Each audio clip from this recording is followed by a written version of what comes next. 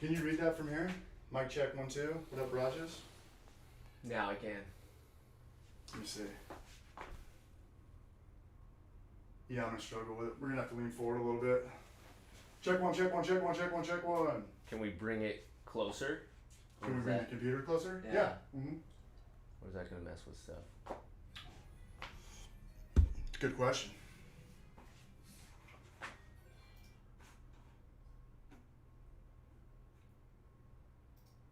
Bring it closer.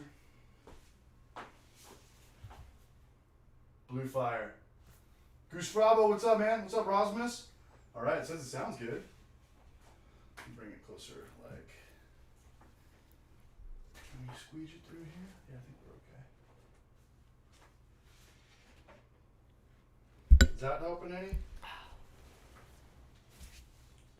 Yeah, that's easier for Is sure. that a lot easier? Yeah. All right. Camera there, chat there. What's up, Cool. dude? How are you? Cheers. I'm good. Cheers. What's going on, everybody? CH Homebrew for Life, the Hoppy Hour. This is Tommy from Blue Fire Brewing, and we're hanging out. We're talking about how to open up a brewery in 2021, which he just did, what, about a month ago? Yep, it was a couple year project, but we opened in early July to the public. So I've been there a couple times. It's a great spot. I've got some stuff written down. I thought I had some stuff written down. Yeah, we'll stick to. We'll get that going in a little bit. Shout out to everybody. Shout out to Clawhammer last night for coming on. We had an East Coast draw on last night, so we went until nice. probably like 11 or 11:30 his time. So Wow. always appreciate those guys. What's up, Rasmus? What's going on, man? Joey Jakubiak. What's up, Braj? Pennsylvania in the house. What's up, Matt Landis? C. There's a guy from Denmark watching this right now. Oh, It's crazy. cool. Yeah, Nice. Like 2 or 3 in the morning. But we're chilling out. Oh, we've got the chat coming up. Okay, does that make it easier for you? It does. Okay. Cheers, Rasmus. Cheers, Rasmus. All right, I'm gonna crack one of these. You ever seen this? Pacifico in cans. Pacifico Citrus Agave Lager. No, I haven't. Either have I. It's my favorite commercial lager too. Cool. We'll get the NBCs going. Is the chat too frustrating for you like that, or does that work? No, it's good. Is that cool? Yeah. Let us know what you're drinking. Let us know what you're brewing. Let us know where you are at in the world. What up, Joey? Hunger Force Beats. Thank you for the super chat last night. I think I've got a little shout out for you. I've got your name in the description. I really appreciate that. Dawson's Creek theme song. What's going on, Braj? Tommy brought some beers over. What'd you bring from your brewery? I did. I brought a Session Red IPA, 4%. Yep. Cheers. A Session Porter, 4.2%, and a Brown Ale, 5.2%. I'm gonna have to switch to that real fast. This is gross. This is really gross. Yeah. I'm not a huge... I mean, it sounds to me like the Buena Veza, which I'm not a huge fan. This is way more of like a margarita beer. Yeah. Like sweet and sour sauce, or what do they use? Oh. This is brutal. Let's see how it looks. I'm digging this Pete's Port Shark Bite right now. I still got one more of those. We do have Tommy's Instagram in the link in the bio. If you guys want to follow Tommy, that's a great way to support him. I know that a lot of people here aren't from San Diego, but just to kind of see what's going on with the new brewery and check out the progression. Yeah. How's it been going, man? Last time I was over there, you guys had some home brewing stuff, and you guys had your commercial system. How do you just use the homebrew one as the pilot system, or? Yeah, exactly. So we've got our main brew house is a 5-barrel Premier stainless, and we have some 10-barrel unit tanks. And we've done a few batches through that, but to kind of bring in a little bit more variety and just test out some batches, we do, it's like a 25-gallon batch with our 30-gallon just spike kettles. How do you dig the spike stuff? It's Yeah, pricey. it Brew is Tech pricey. and spicy spike are spicy. I mean, their stuff is like $1,500 for 7-gallon fermenters for their uni tanks and stuff. Yeah, it's wild. We picked up our 1-barrel SS Brewtech Unitanks used. Yeah. So we got 50 cents on the dollar for those. Sure. Which was awesome. So we have 3 of those.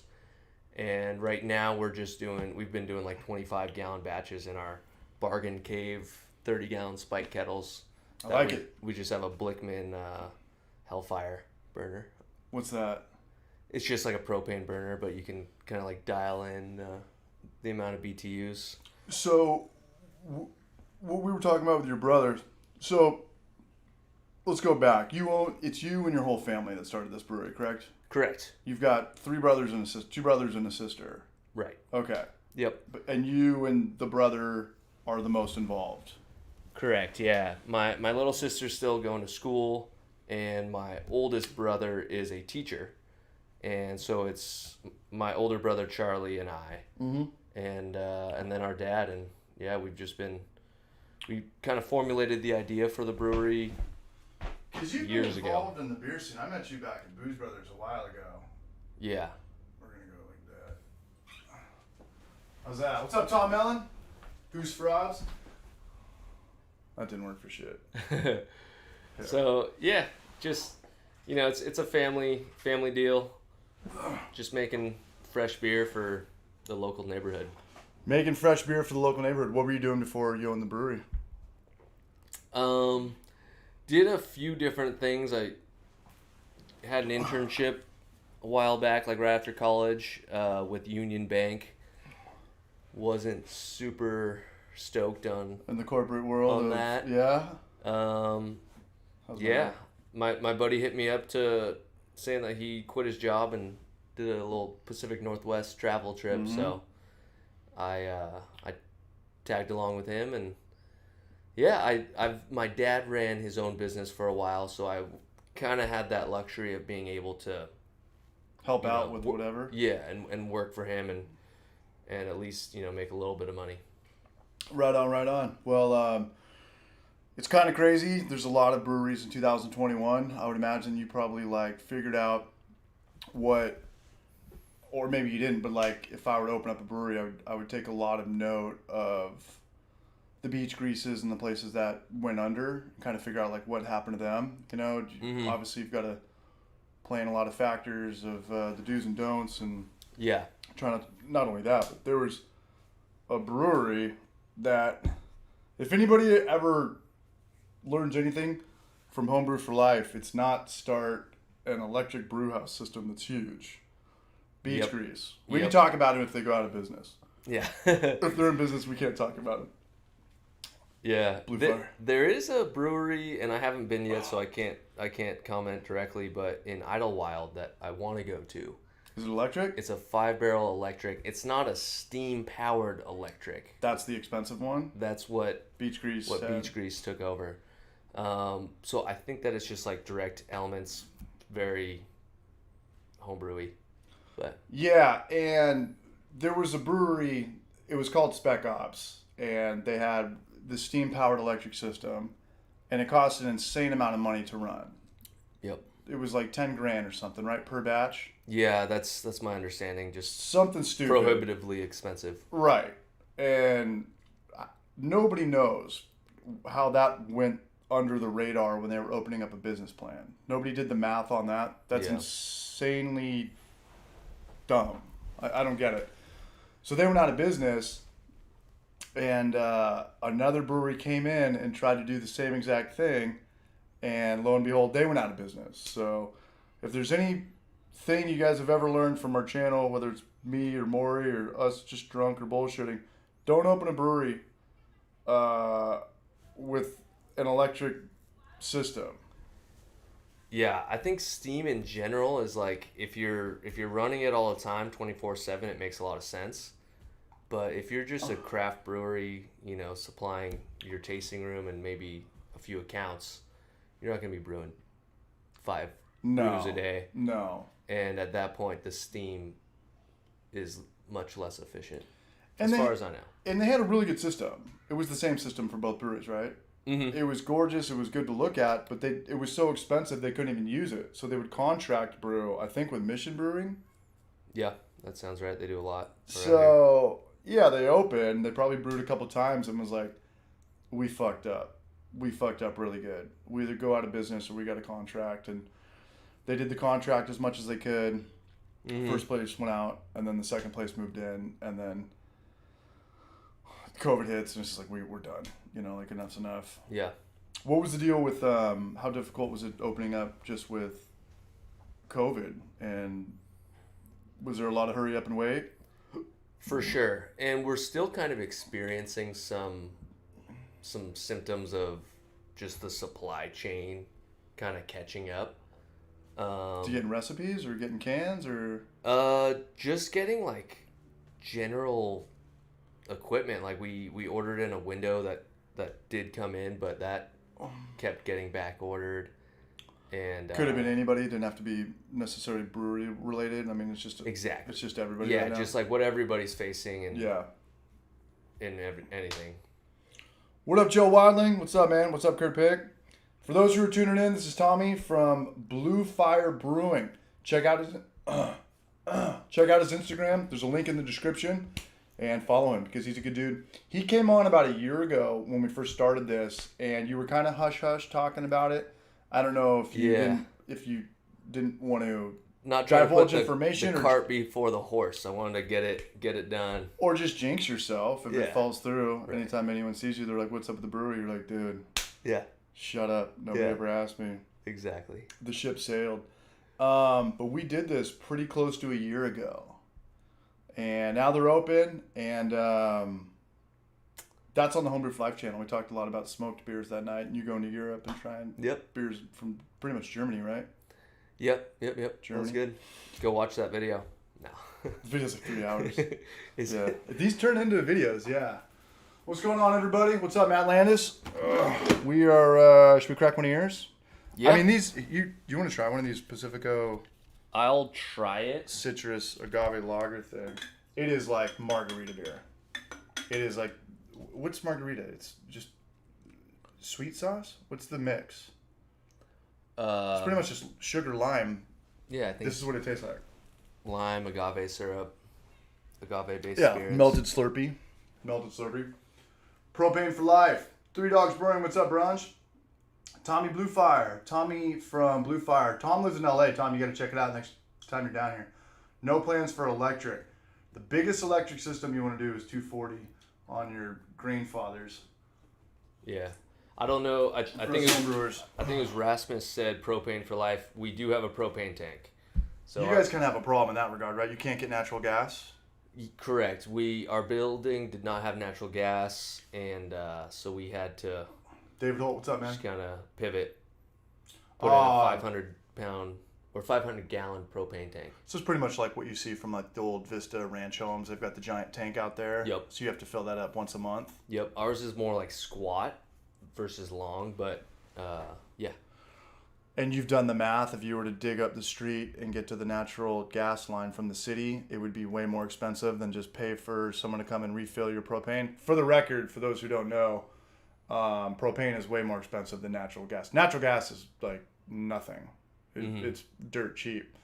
Our brew house is a 5-barrel direct fire powered by propane, to answer that question. Rosemount Brewer. What's up, man? What's up, Raj?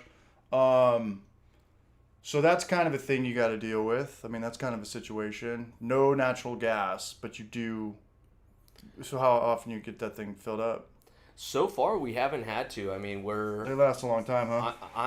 I've been pleasantly surprised with how little propane we've used. We're gonna get it filled up pretty soon, but propane prices have been pretty high. So we're just kind of waiting for that,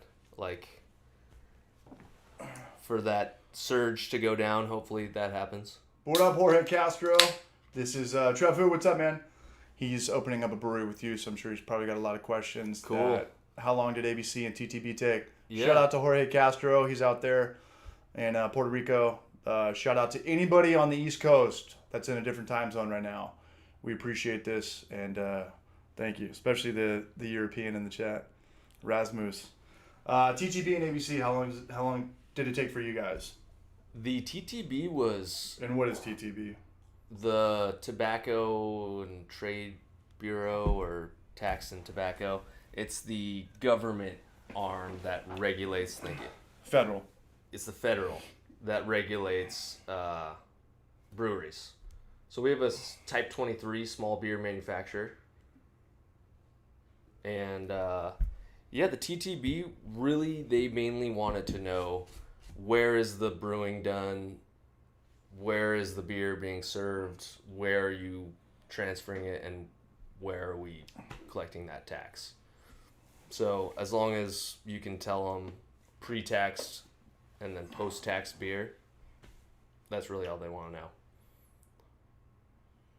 So what's the process like that? It's easy to get.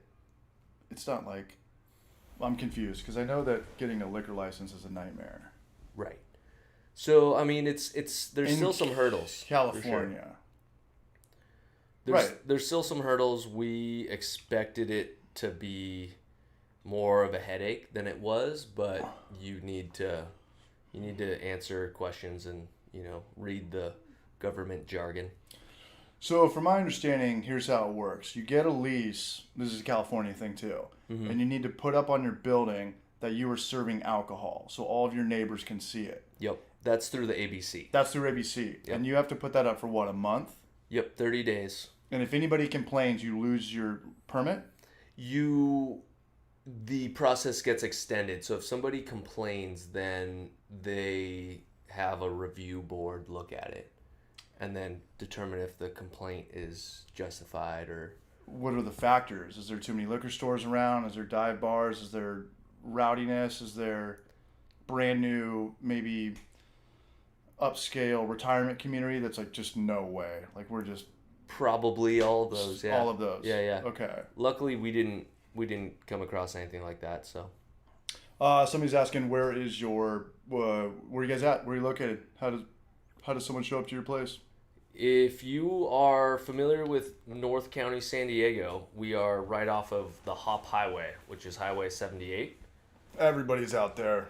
So we're right off of Rancho Santa Fe would be the exit.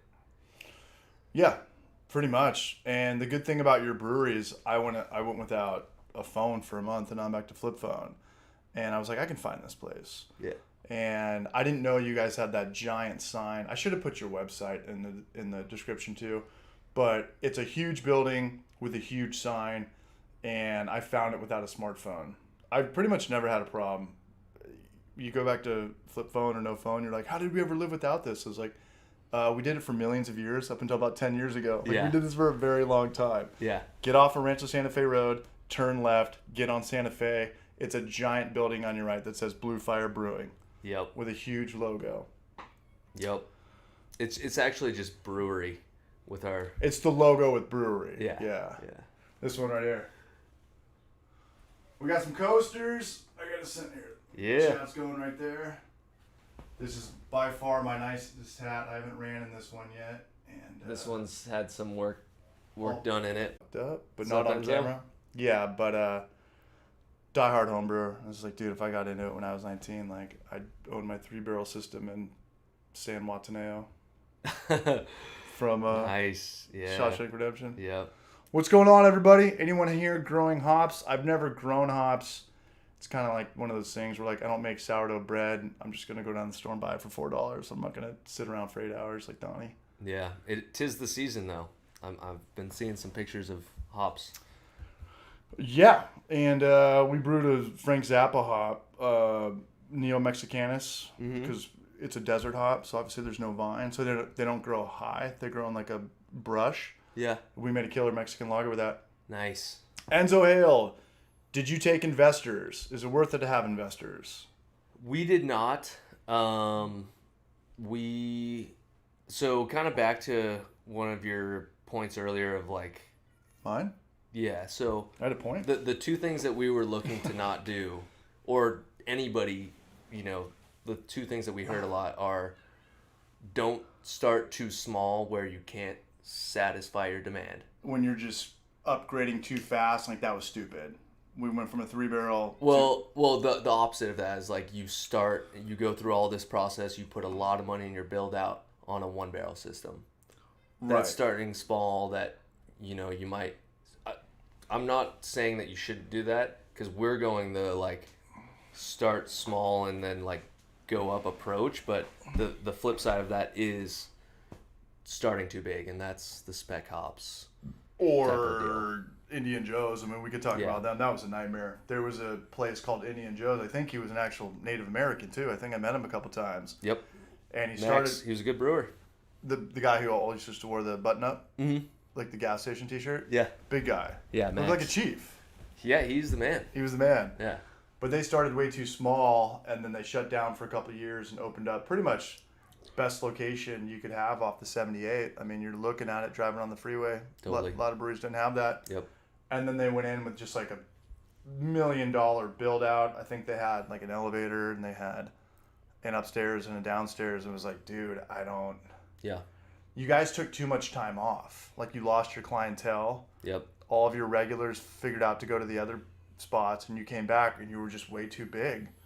And then COVID hits, and it was like, forget about it. Mm-hmm. That was a bummer. My heart goes out to that dude. Yeah. Blue Fire have anything to do with barbecuing? You guys are just doing the food trucks, right? Just food trucks. Yeah, not barbecuing. We just kind of Blue Fire. We got propane, so that's it's the largest connection. How's it going with the food trucks? I know it can be a pain. Yeah, I've got this one dude who's great. Mac and Tacos, like the Mac letter and N, Tacos? Mac and Tacos. Okay. He stubbed his toe, so he's not gonna be here Friday. Heal up, Hector. He's watching. We want you back. He's booing us.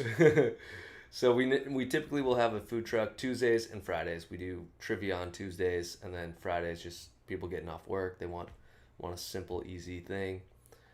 No food truck this Friday, but we've got El Nopalito, chips and salsa, and guacamole. I think I still have the salsa that you left for me. I grew up with that family. Nice. Yeah, the Garcias? Yeah, the Garcias. Danny's my age. I don't know if you know Danny. No, not. I don't Danny think so. and Ruben, and they lived over by La Costa Canyon. Anyway, it's a rad family. Enzo Hale, I actually have that written down. What's your thoughts as distribution as a new brewery? Well, not only that, distribution, what's your, in terms of like canning distribution or opening up another tasting room, how would you do it in that order? Like, would you focus on getting your kegs out? Would you focus on trying to get a canning machine? Or you focus on getting a tasting room closer towards, I guess, the coast? That's kind of what people do. Yeah, so where we live. Our train of thought on this is that there's a few places around town that we would, consider bringing our kegs to, but it's just self-distribution. We are not going to sign with a wholesaler distributor. No, 30%. Yeah, and Never? at our scale, I don't see us ever doing it. Yeah.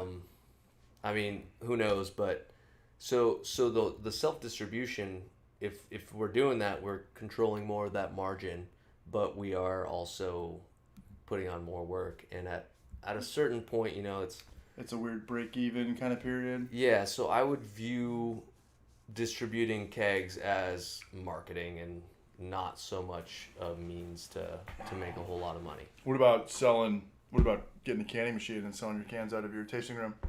You do have a crowler machine. We've got crowlers over here. Yep. Those were tough to get during COVID. Yep.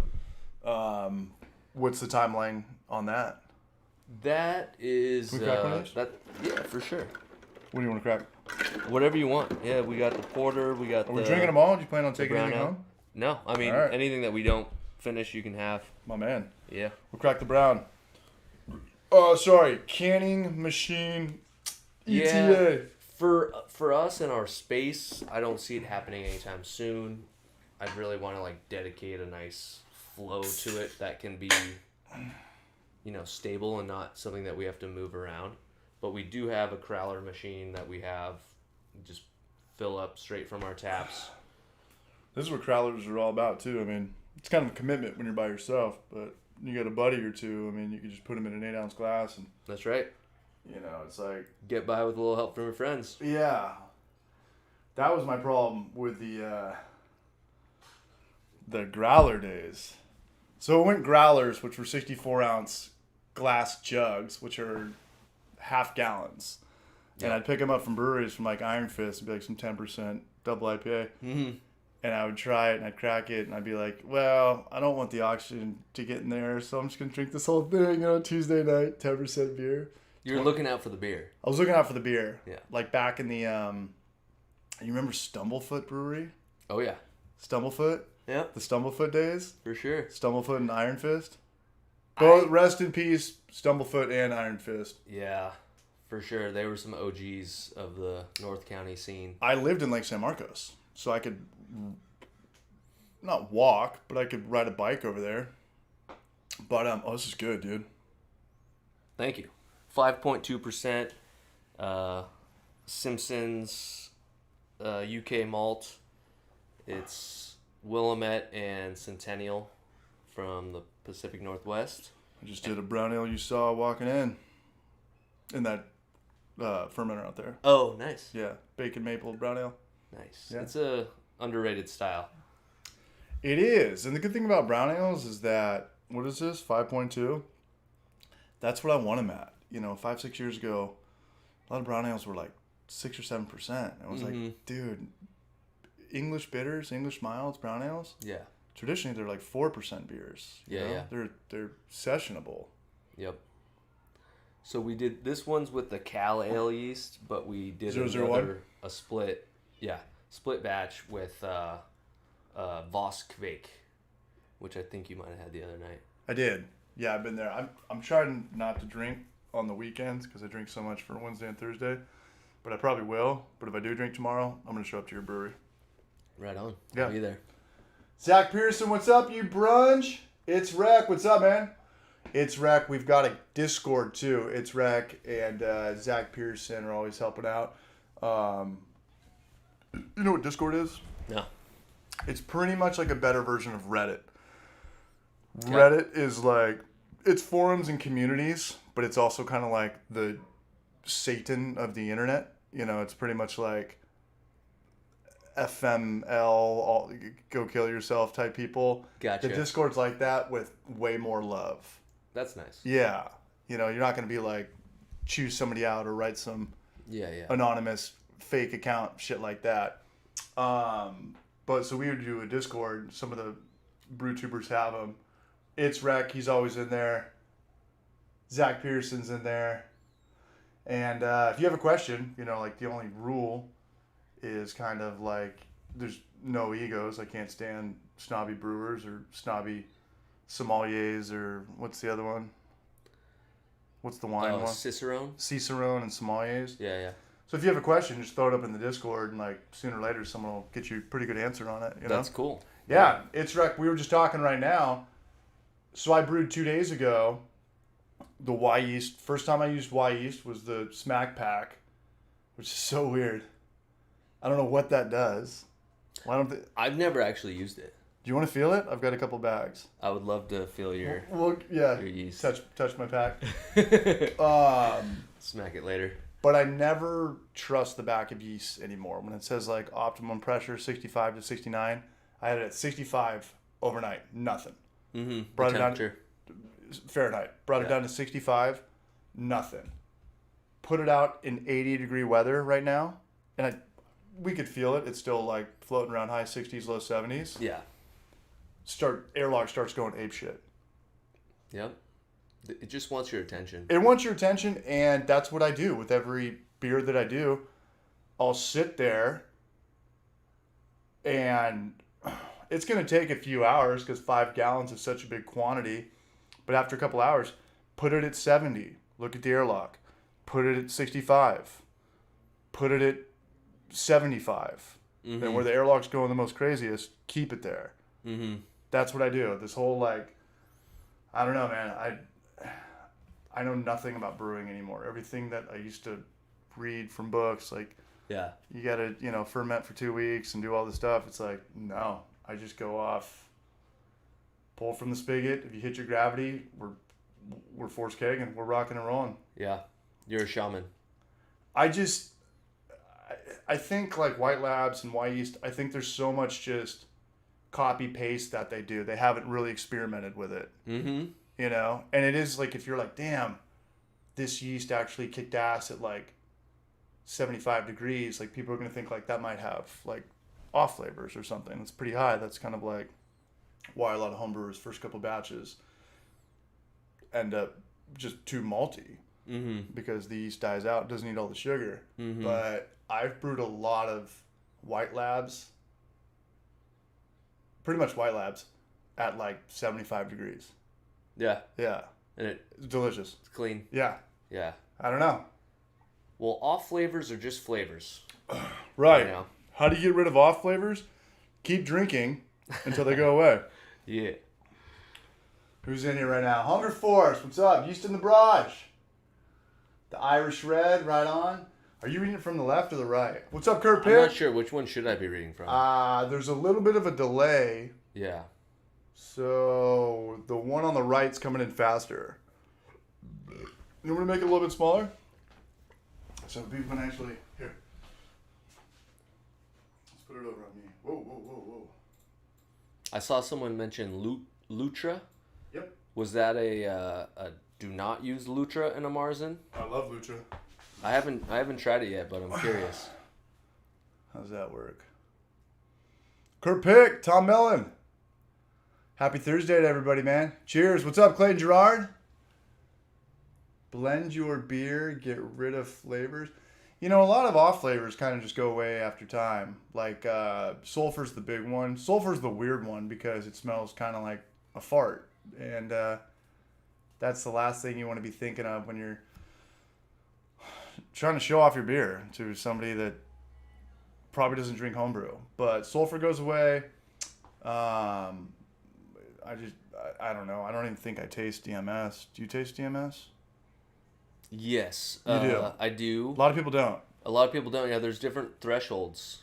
But it was kind of a weird thing to me because everyone's like, yeah, the off flavor is like butterscotch. And I'm like, butterscotch is so fucking delicious. Like, yeah, the off flavors are like surf and turf and shrimp scampi and yeah, that's funny. Bone-in ribeye. The off flavors are like it's flavor. Yeah, Skittles for dessert, you know? Some off flavors are better than others. Yeah, but the sulfur one's the big one, and pretty much you're going to get sulfur anytime that you're not using 100% barley. Yeah. Yeah, when you're using sulfurs, I'm not going to name names, but I've got buddies with breweries that all of their hard seltzers are super sulfury. Yeah, I'm kind of scared to do hard seltzer. One, I don't drink it, so I couldn't really say like. Don't do a hard seltzer. Yeah. There's going to be a time we're going to look back on this, and I'm going to write a book. All the homies breweries that didn't make a hard seltzer and give in. And I get it. I'm just. You got to make money. You got to put food on the table, but it's clearly nobody on planet Earth got into opening up a brewery to make a hard seltzer. You kind of just have to go where the trends go, where the money goes. But I know a couple breweries that are like, over our dead body. Mm-hmm. We are not making hard seltzers. And I don't know if this trend will ever pass. Probably not. It's LaCroix with a buzz. Mm-hmm. It's the easiest thing on planet Earth to drink. But I've got some homies who are like over my dead body. Yeah. I'll tell you off camera. Is one of them Booze Brothers? Because shout out to this glass. I got mine here too. Love it. They're coming up on another anniversary party. This was what, number 2? Second anniversary. What year is that? Cinco. 6? Number 5. Cinco is 5. 6 would be 6. What up, Tom? What's up, Brunch? Hard seltzers are here to stay. It's kind of weird because when you go to a brewery and you try a hard seltzer, they don't really taste like Truly or White Claw. Some of them are just all over the map. Mm-hmm. Some of them are juicy. Some of them are like...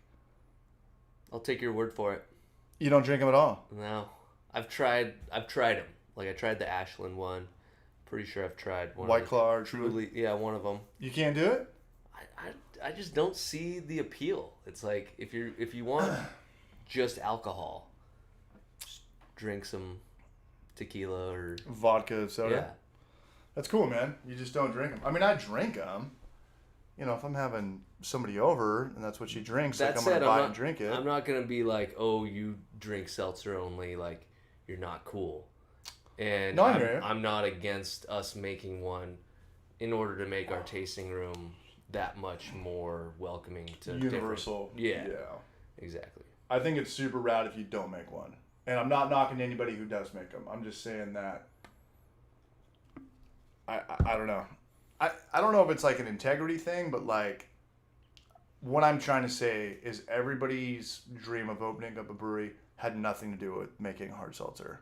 Yeah, you're probably in the right there. Inception stages of entrepreneurship. But live your life, put food on the table. Today I'm gonna get fucked because I'm off work tomorrow. Rasmus, let's go for blood, man. Nice. NBC. I think I got my thing set up. It's all the way over there. I've got the stream deck and I hit buttons and all these things come through. Oh, Yeah, there you go. wow. Yeah. Back off, war child, seriously. Yeah. I just take all the sound clips from movies and we just... Come here! Scorpion, Mortal Kombat. Get over here! Come here! It's Get so far over away. here! It's got to stay right here. Let me see if we can put it in the chat. That's awesome. It is awesome. I love this thing. But Tommy's here tonight. We got to make this little shitbox studio work for 2 people. Can I see it? Get over here! Back off, war child, seriously. Wow. There's the NBC button right there. Yeah, I'll have somebody on ask like a super important question, and then just have like the Owen Wilson like, Wow. when they get their answer, you know? Wow. Wow. Condescendingly with a little bit of love. Yeah. Well, got a stream deck, dude.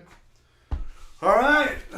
Thursday night. We got 53 people watching. Cheers to everybody that's here right now. If you're a little bit late to the table, this is Tommy. He owns Blue Fire. Water Grill. Because what's across the street? Blue Ocean? Yeah, Blue Ocean. And you guys might have a thing there one day. Yep, down the line. I'm not gonna talk about it. I mean, whatever. Blue Fire, Blue Ocean. Yeah. It's people like the color blue, and I think Blue fire is steel. cooler. What is your roles at the brewery? And if you were to hire somebody, who would you hire first? Would it be a beer tender or would it be production? Let's say it was from the top. What do you do there? Owner, brewer, janitor, social media. Yep. Yeah. So my like official role is chief janitorial officer. Who brews sometimes? So it's Blue mainly, balls. Yeah. mainly my brother and I who do all the brewing, all the cellar work, all the tasting room stuff. I mean, my dad's been helping out tremendously with the tasting room as well, but mostly I met your dad. He's a going good dude. forward. Yeah, he's his a name hard again? worker. He works harder than What was his name? a lot of people. John. I get John and Robert confused. Robert's the oldest. Mm-hmm. Roberto. You got a lot of family members, man. But Mm-hmm. Kurt Pick, best of luck to you on the brewery. So his dad's a very hard worker. Blue Man Group Brewing. Everything's blue. Everything's Nice. blue. Blue balls. Barrel milkshake- aged blue balls, milkshakes. Barrel maybe aged seltzer. blue balls. Down, down, up, up, high punch sweep. Sounds like a Konami code or Street Fighter 2. You guys are clever. You and your brother like do it. the majority of the work. Who does the majority of like the recipe development? Who comes up with the ideas for the menu? My brother and I just kind of be like, what do we think we should put on the board next? And right now, that's a double IPA. Okay. I think it's time. We Which both is like feel- an 8%. Yeah. Keep it at 8. Exactly. So what we're thinking, just in terms of like filling up our tap list, right now we only have 8 beers on tap, and we have space for 12. Mm-hmm. And we will probably brew up like 80 gallons of it in our 5 barrel brew house, and then split it into 2 different 1 barrel batches. Sounds like a homebrew for life video. Yeah, so we'll see. I still haven't decided if we're going to do the stuff to like reduce the gluten. And And maybe we'll just do it on Clarity one of Firm. them. Yeah. Firm. Mm-hmm. You know, I was thinking about that today. We'll talk about this a little bit after, but keep going. But I was actually thinking about that today and how innovative it was in the craft beer, pretty much big picture. And I think White Labs came out with it. I think White Labs started it. Mm-hmm. I think they did. And I don't know the whole Breaking Bad chemistry of it, but it's an enzyme that pretty much reduces the beer enough so celiacs can drink it. It was... That's about as liability purposed out as I can be. But as far as I know, it was developed to Splash. reduce the chill haze.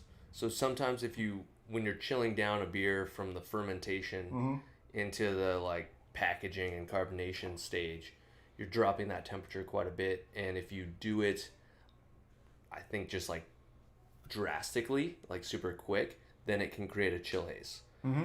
And my understanding is that the enzyme was created to reduce that chill haze, and it works basically by grabbing hold of the gluten. yeah. And dropping it out. Are you guys going to put gluten-free or gluten-reduced throughout your brewery or on your growlers or cans? Because a lot of people do. It's kind of I guess it's kind of a marketing move at this point. Yeah, I mean, going back to the like wanting to have something for everyone, we'll do it on most of our beers, I think. Cheers from Numbskull Brewing. But yeah, I'm kind of thinking that cheers, Numbskull. Thinking that we'll You're do it good on at one this. of them. You're good at this. So we talk. Cheers, Numbskull. What's up, man? This guy wants to know what made you choose the 5-barrel system. He already kind of talked about that. You don't want to be too big. You don't want to be too small. Yep. You don't want to make too small or big of moves that you're going to regret within a year, I'd imagine. Right. Yeah, that's. It's okay to outgrow your system after 3, 4, 5 years, but in the first 6 months, if you're back to the drawing board, it's like fuck. Right. Do you go cold box or huge keg graders? Our cold box is roughly 15 foot by like 17 and a half foot. Yeah, and I know that there's breweries, and I do get in a lot of trouble. Mostly somebody else gets in more trouble when they come on, so I can't talk about breweries. So everything is just called Roger Brewery. But I know, I'll tell you off camera, people grow out of their cold boxes like the fastest, and then they'll rent out cold box stuff from the brewery down the street. Mm-hmm. And the thing about Vista, where we live, where all the breweries are, and we've never brought this up before, and this is very interesting, but some tasting rooms or production, their ceilings are 10 feet, some are 20 feet, and some are 30 feet. You guys have 30 feet, correct? Yep. Okay. And if you have 20 or 30 feet, you've got way more potential cold box area, because then you're stacking things at that point. And again, I don't know why we've never talked about this, but there's big breweries that have those ones that you can rent it out to other breweries, like a storage unit. For sure. For sure. Mm-hmm. And it's mostly what? Just kegs? Grain? Kegs, cans would be my guess. Yeah. Yeah, that's interesting. Next time I'm at Roger Brewery, I'm going to go in there and see what people are storing, because they've got a lot of people that come by and like, here's a check. All the brewery owners will come in and be like, yeah, here's $500 or here's whatever. For sure. We thought about doing that actually. It's just because you've got huge ceilings. Our ceilings are yeah. Why do you? Maybe down the line, but you've got the 30-footers. Yeah. I don't know why they're so tall. Like, it's just the industrial parks. Beach Grease is as tall as shit. Yeah. You're just like looking up. You're like, what do you guys do with all this shit? Like, yeah. It's a 1-story building. I know, and we've what the fuck? Got 10-barrel fermenters, so it's like a third of the height. Yeah. Like what? What the hell's going on? It's nice. I think I'm that's a good move. Claustrophobic, so it alleviates. It frees it out. Yeah. Yeah, you walk out of the bathroom, 8-foot ceiling in the bathroom, and you look up, you're like, what the hell? Mm-hmm. Helia's isn't that big. Yours is huge. Beach Grease's was huge. And I think Battle Mage's is huge. They could just build up and up and up and up. Yeah. And then you just get the rafters in there, and you're storing shit. Mm-hmm. The one thing with that is that the city will... Zip line through the brewery. There you go. Yeah. The city will add on square footage that you have to pay taxes on. That's bullshit. That's one of the reasons and that why used we to be an old haven't loophole. done that yet. That used to be an old loophole in the wine game. What do you mean? In the whole back in the day, back in like pre-prohibition, you get taxed on whatever. So they would dig these wine caves, and at the time they weren't like double taxed because you couldn't get taxed on like that and then going underneath it. So it was a loophole. Yeah. Yeah. And obviously the government caught on to that bullshit. Yeah. Yeah. It's like you can't, because wine's all about storing in the cold dark, like real wine and champagne that's not forced carved or anything, especially champagne. All that stuff is just natural. And with if you dig super far into the ground, temperature control, and it was a loophole with property tax, but I guess that day is over. Yeah. You build a bunk bed, you get charged for the top square footage of that. That's 6 square feet. Yeah. Malt. NBC time. I think it is about that time. We could do a good NBC glass. Sure. All right. Going back to a comment or a question I saw earlier, Yeah. We serve out of kegs. So Jorge, we do have one single wall 5-barrel bright, and that's come in clutch a little bit for us, but just served directly out of kegs. The more I'm thinking about it, like if you built like a tree house at a brewery or at a house, like, is that count as like square footage? What do you mean a tree house? I just like, at what point, like, is a garage considered part of like the square footage of the house and the driveway? I mean, what if you build shit on top of that or in it? Oh yeah. So if you have like a standalone garage and then if you put a standalone garage, I mean, I don't know. I'm not an assessor or whatever, but I would think that like that would get added.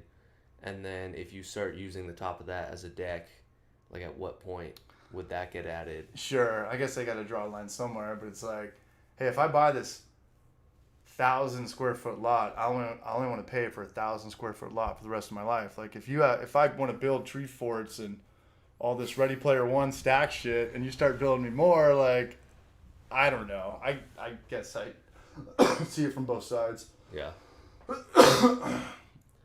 Would you serve from Brights if you could? What's up, Takikoma 805, man? Who can jump faster, CH or Tommy? Roger. Probably Tommy. If I could serve out of Brights, I don't know, because What up, Brian? we just kind of simplified it. The things that we really spent money on, like new things, was a keg washer from Premier Stainless and some kegs. And our idea is just like we can be the most flexible with kegs. Bunch of Brights might be tough. We didn't want to have to like clean them in the Bright tank. So in our perspective, kegs made more sense.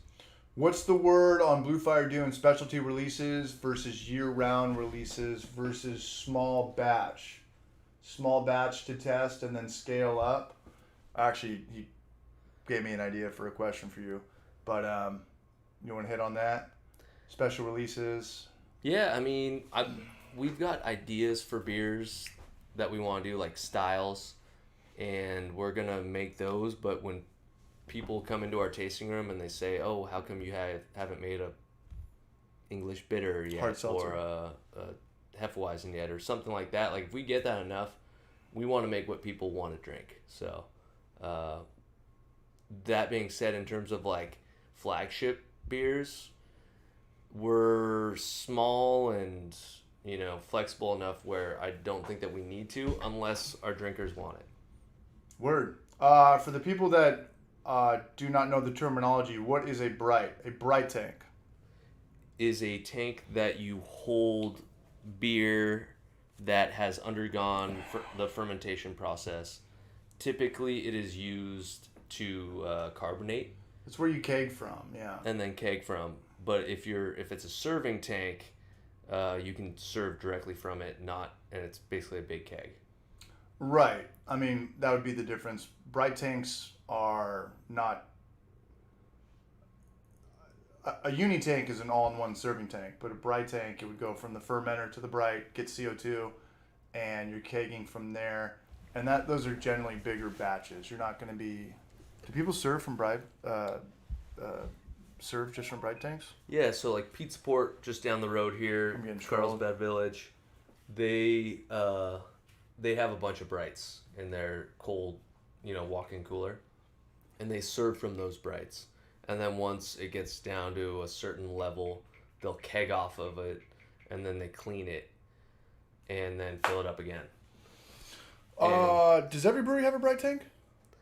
Not necessarily. I mean, for us, we've done quite a few of our brews just transfer it to the fermenter, do the whole fermentation, do the diacetyl rest, crash it down, dump cool. the yeast. Oh yeah.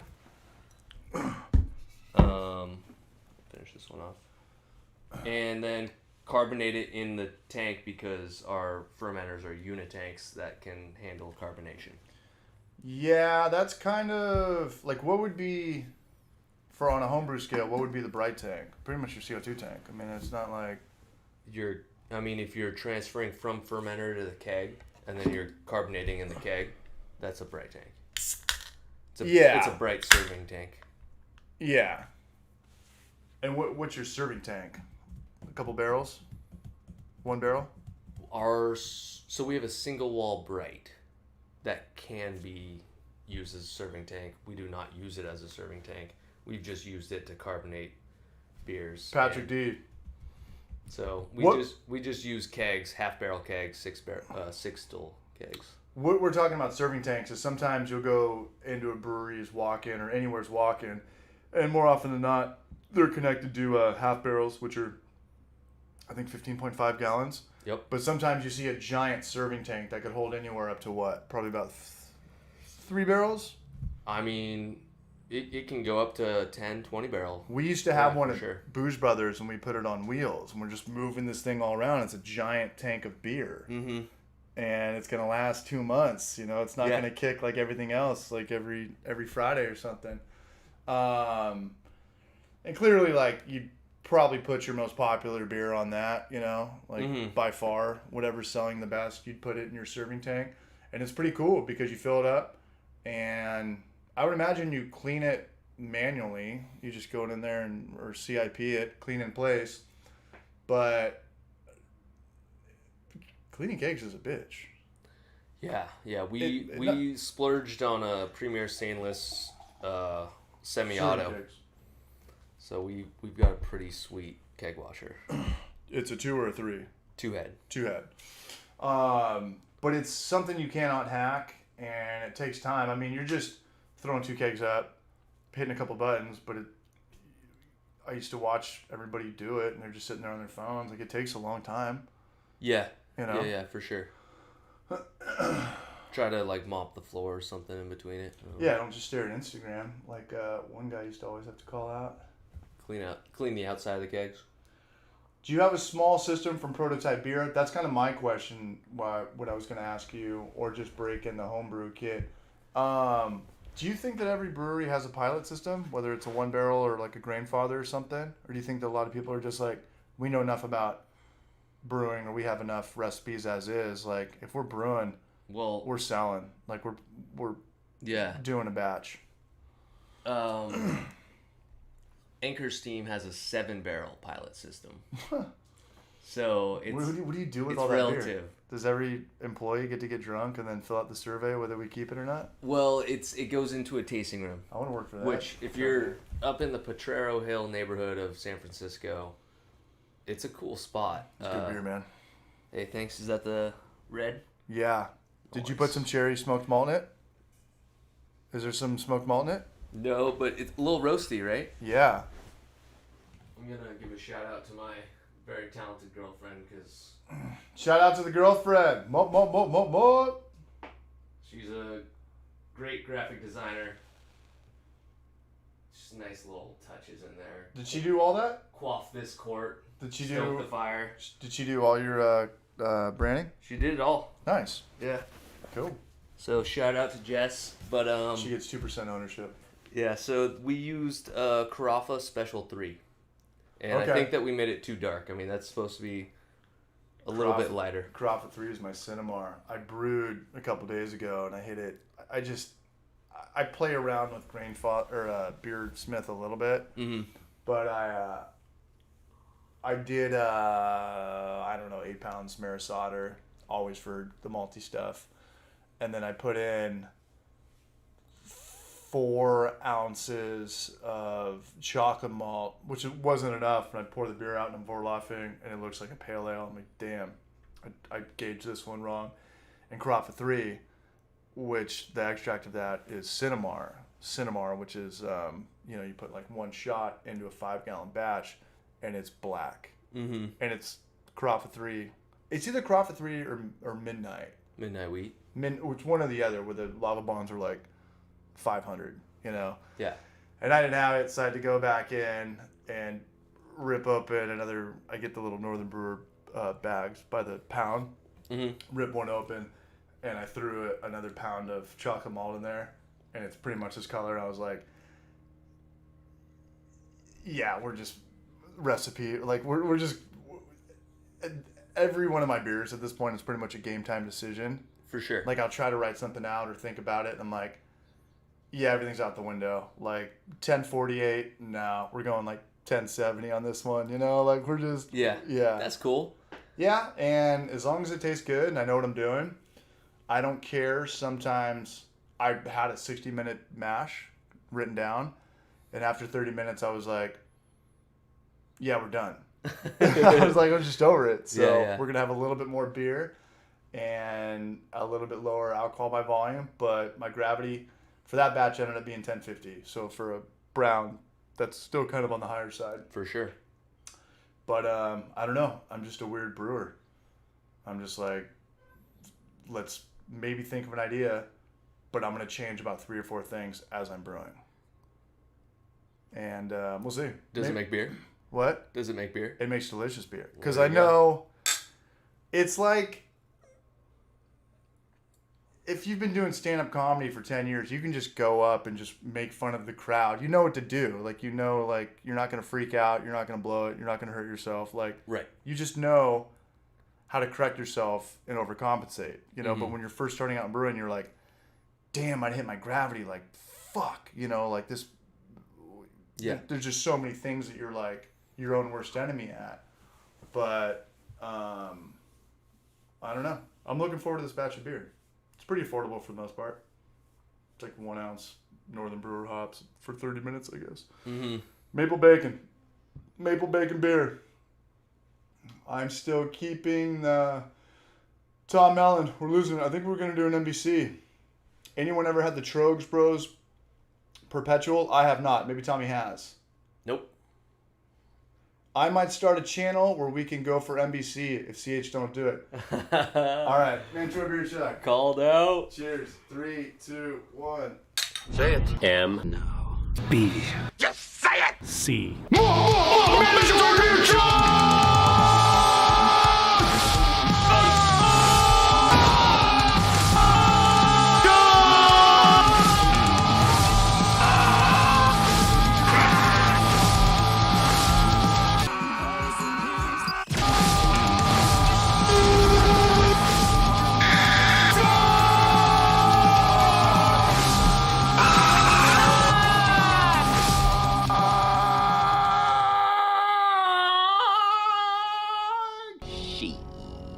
That was it, man.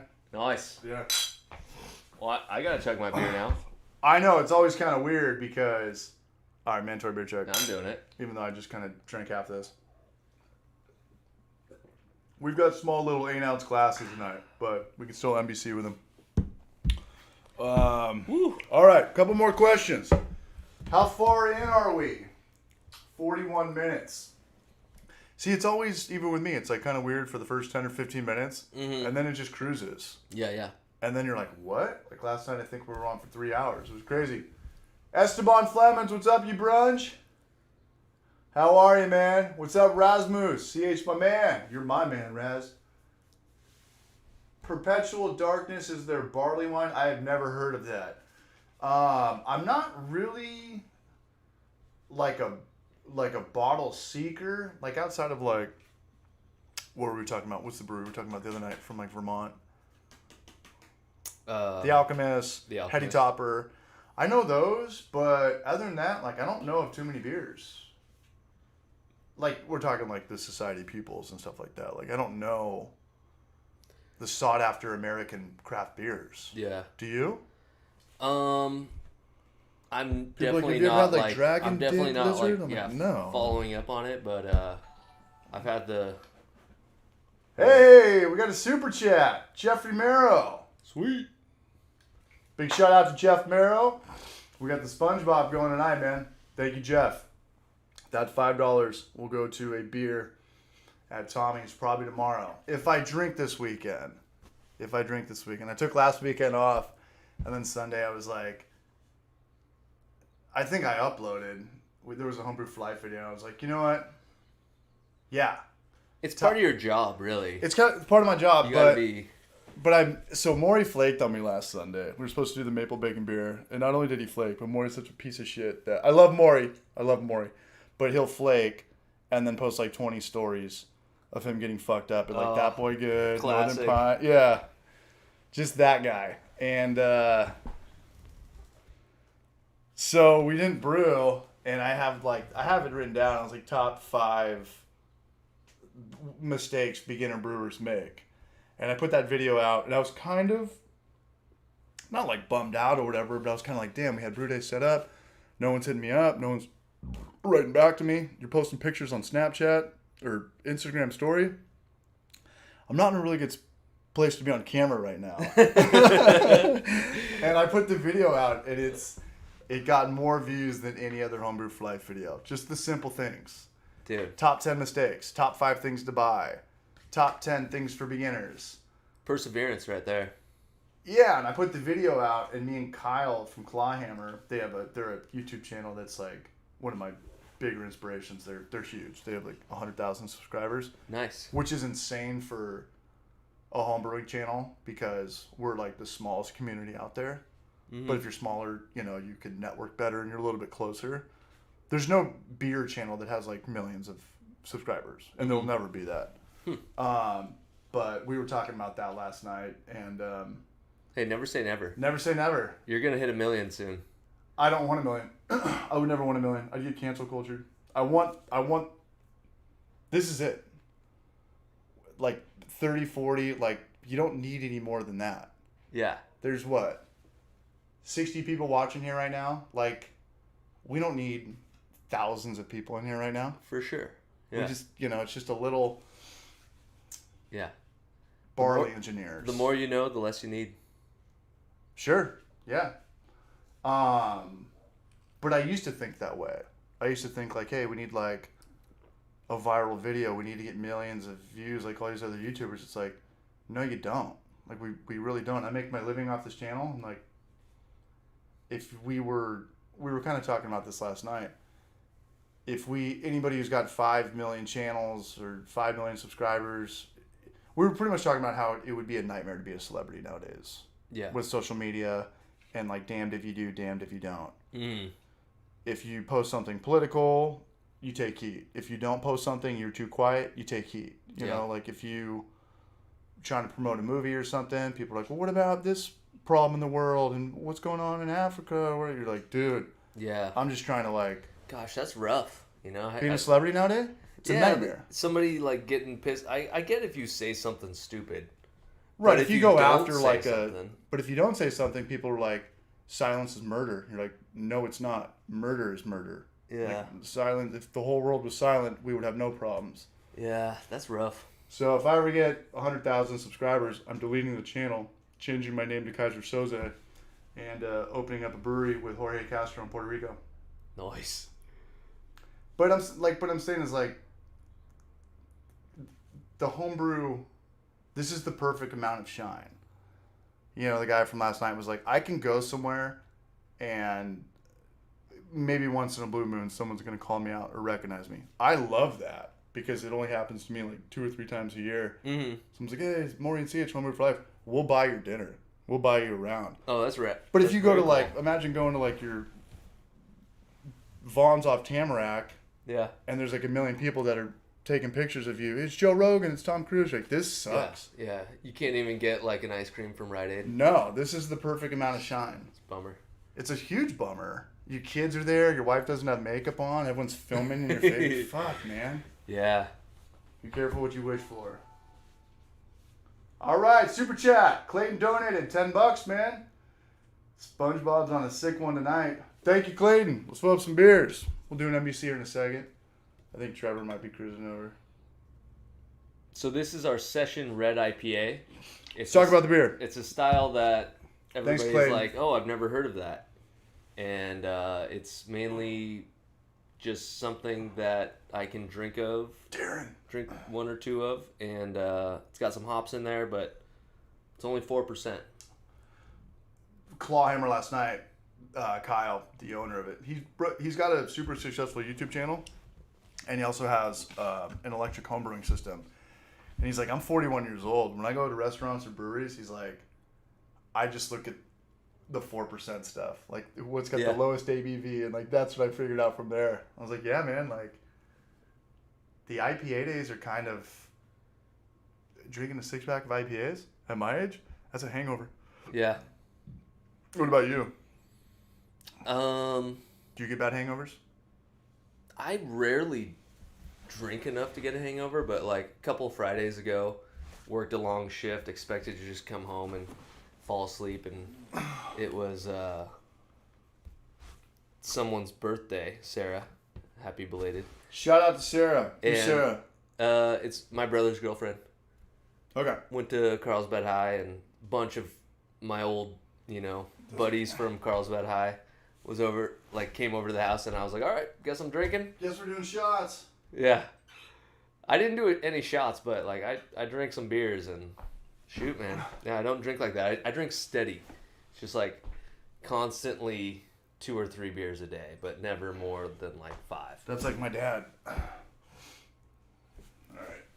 This is the time I fuck with it. There we go. My dad has 2 Heinekens a night. That's it. You're a smart man. You figured it out. Yeah, and I think it's like the perfect amount of like self-real medication where like you're a little bit more relaxed, you take a little bit of stress off, but you're not like an alcoholic that's getting fucked up. Mm-hmm. You're not just drinking to, I don't know, get annihilated. 2 Heinekens a night. Getting some carbs in there. It's healthy. 2 Heinekens, like no other beer. Like never, he thinks IPAs taste like soap. Yeah. Yeah. Maybe a martini here and there. Maybe a Manhattan. But Heineken, for the most part. It's crazy. Sounds classy. Yeah. Working on a sick one. Matt Landis. Kitty. There's Bambos. There's the cat right there. Check her out. It's like a panther. Oh, shoot. Yeah. She's got all these like underground little railroads. Look at this. She'll get through there. Watch. Check it out. Dude, that's a cool cat. I'm gonna get it. Yeah, get that on camera. Bambo. See her? Oh, There yeah. See her? She went over. She just goes through the fence, man. That's cool. I spend more money on groceries for her than I do myself. That's funny. Yeah. I'm living with a cat now for like the first time ever, and it's chill sometimes. I wake up in the morning, I'm like going to like do the cold brew now, so cold brew coffee, like going to pour it, and it just comes up and like hits my arm like it's trying to like mess me up. I want my cat to do that with me. It's not gonna happen though. Yeah, I don't like it.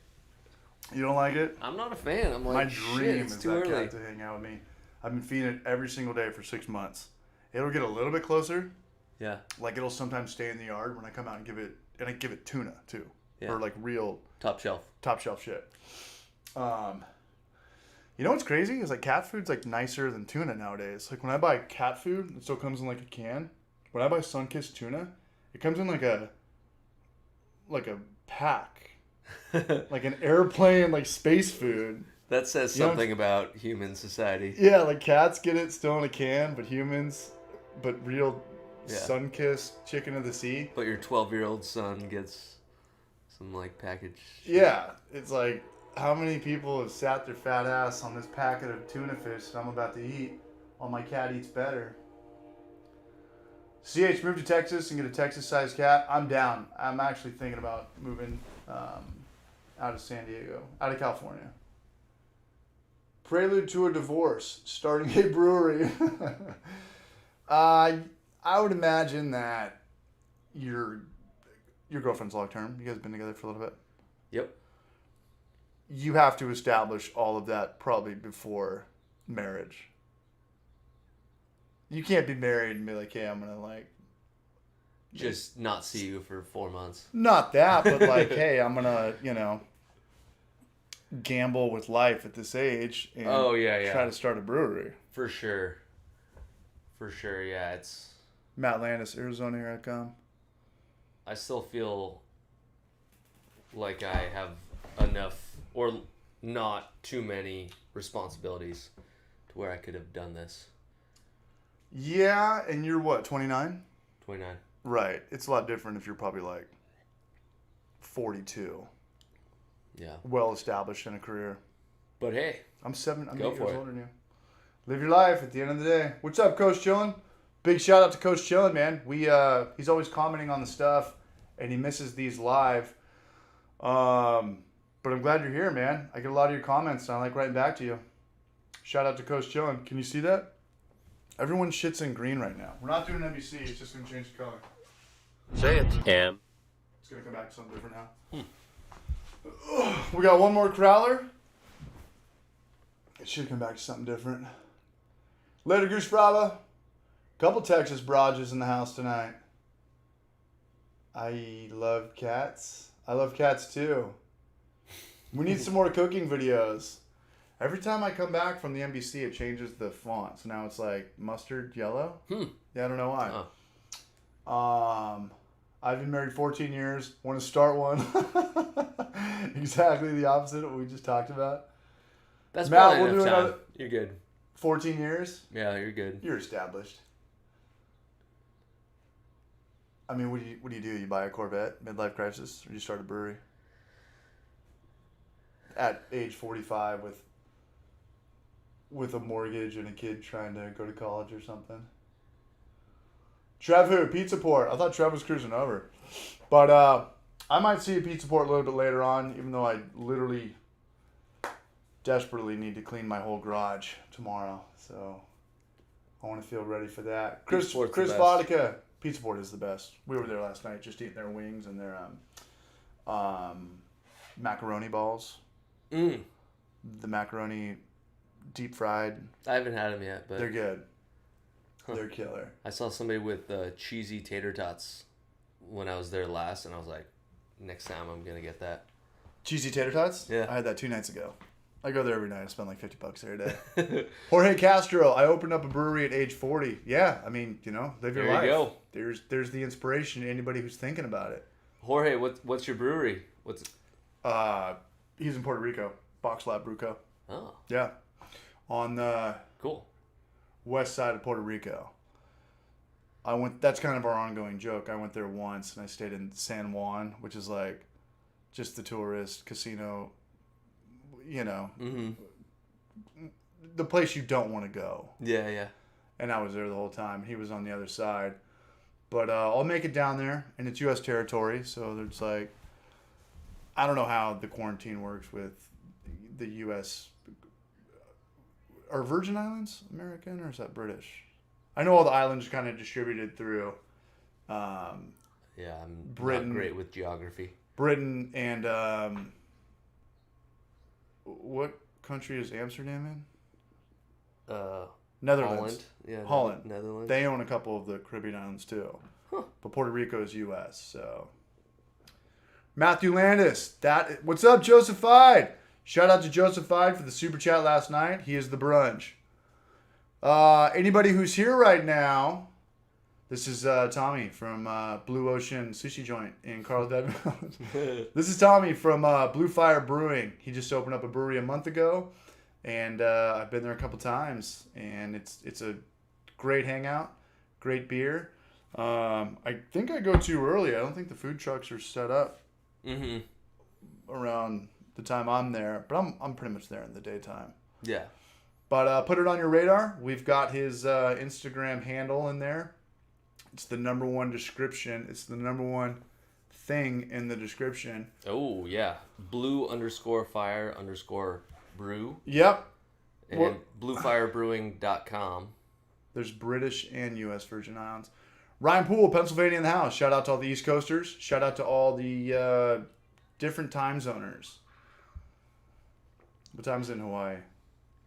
Like noon? No, it's probably like 3 p.m. You want to crack that last crowler?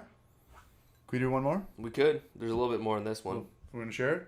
Yeah. You doing okay on booze? I know you don't drink too many Oh, beers. I'm doing all right. All right. I brought the session beers. Patrick D, PA in the house as well. Blue Waffle, Rasmus. You kiss your mother with that mouth? 4%. Canned it U.S. like Virgin 4 hours ago. Virgin Islands are St. Croix, St. John, and St. Thomas.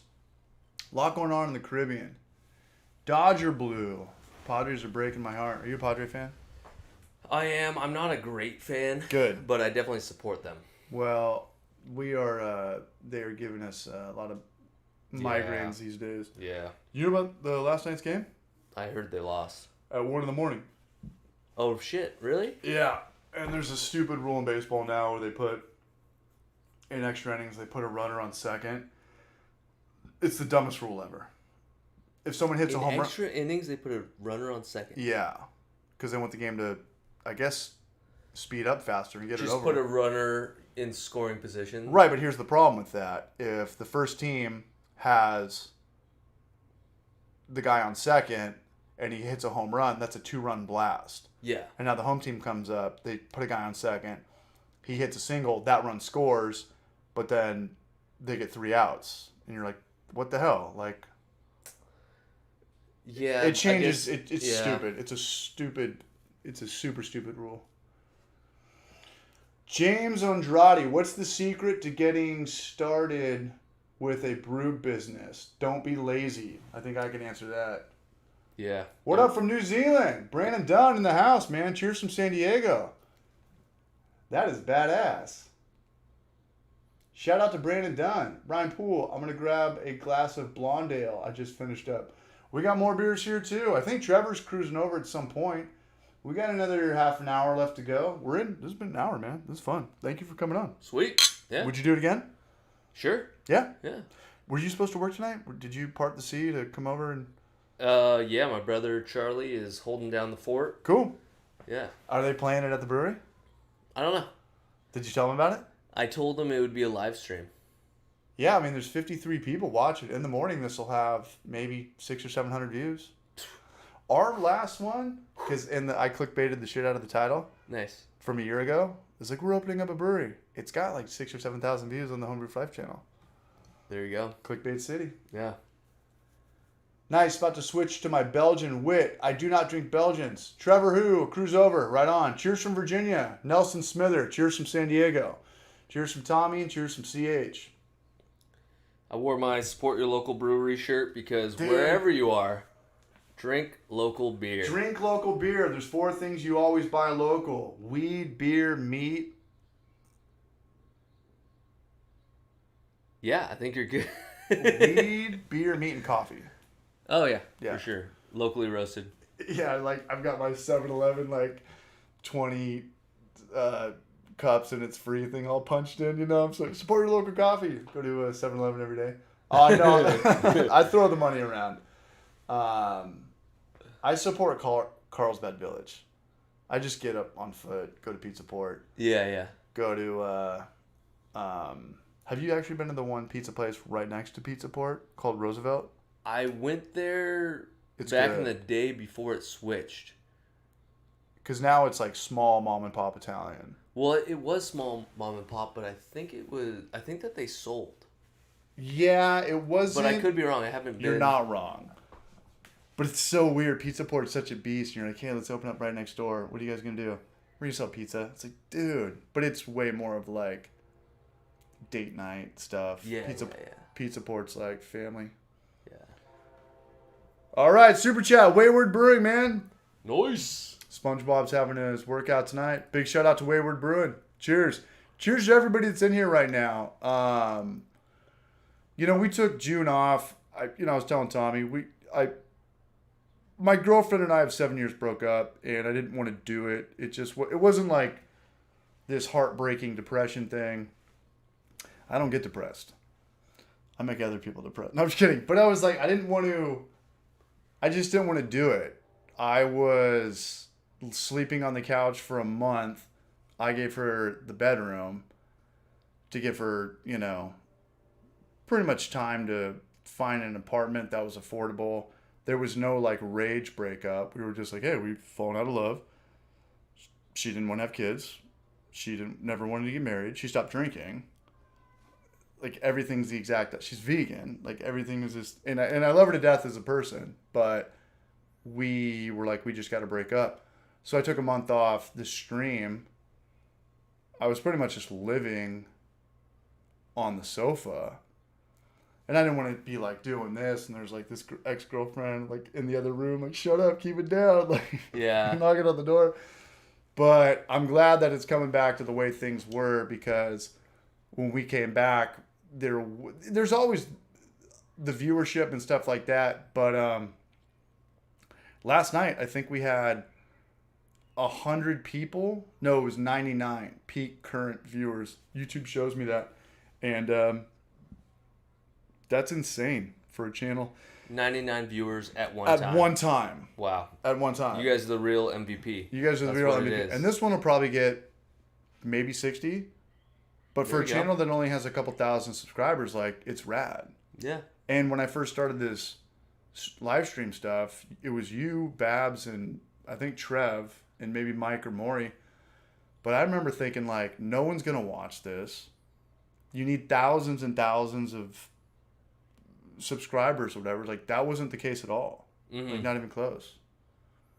Yeah. Well, I can tell just by the questions and comments that these people are pretty cool. That's the cool thing about being small is I know a lot of these people in here. Right. Like, I talk to these people rad. pretty consistently.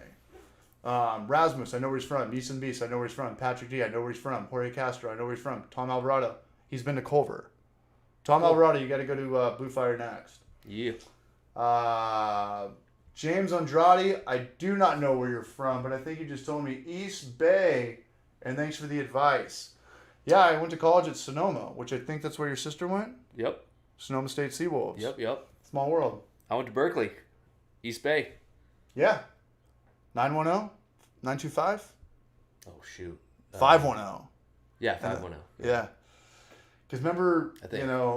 when I was in college, it was like, you had to still kind of know people's phone numbers and stuff. Mm-hmm. So we were like, what? You're 707, 760, Yeah. 619? That's funny. Yeah, and you'd meet somebody from the East Bay. It was always 925 or 510. Yep. Back in the day. What up, Marco? What's up, Brunch? Got here late. Who built your system? James Andrade, the 925. 925 in the house. Yeah, so... I think he's talking. I think that's a commercial question. I don't think he's talking about Hungry for Life. Who built your system? It's a premier stainless brew house. And going back to an earlier comment or question I saw, we did not hire any design build firms. We hired an architect on our own. We went out, found one. Let's take a picture of this. Basically the cheapest one we could find, and got some general plans drawn up. You know what? I'm gonna film this. Cool. Keep going. Yeah. So we went out, found an architect. I mean, there's definitely a side to being like, all right, we're gonna hire somebody that has done breweries before, but for us, it was just kind of like a cost prohibitive thing. So we hired an architect that drew up very general plans, and we went out and found some tradespeople. We had Kellogg Plumbing. He's based out of Vista. Damon Kellogg's the man. He stuck with us the whole time. We had, just brought in these tradespeople that we oversaw the whole construction of, and we saved a lot of money that way. So, That's what I look like when I'm filming, huh? I'm going to give a shout out to my buddy Sean Haven and his partner Roman Kreku. Who are these guys? They are starting Los Molinos Brew Company, or Beer Company rather. Who's that? Los Molinos Beer Company. It's in San Clemente. Oh, right here. Yep. Sort of. So yeah. So like a little bit north of Pendleton, and That's like the next real town after military. Yep. Yeah. And super cool dudes. They helped us out a lot with removing a lot of our concrete. Sean's dad is a total badass and can operate a Bobcat like super well.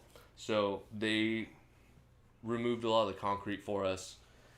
And my brother and I were just getting in there, digging trenches to put our trench drain in. And so go check out Los Molinos Beer Company. Los Molinos Beer Company.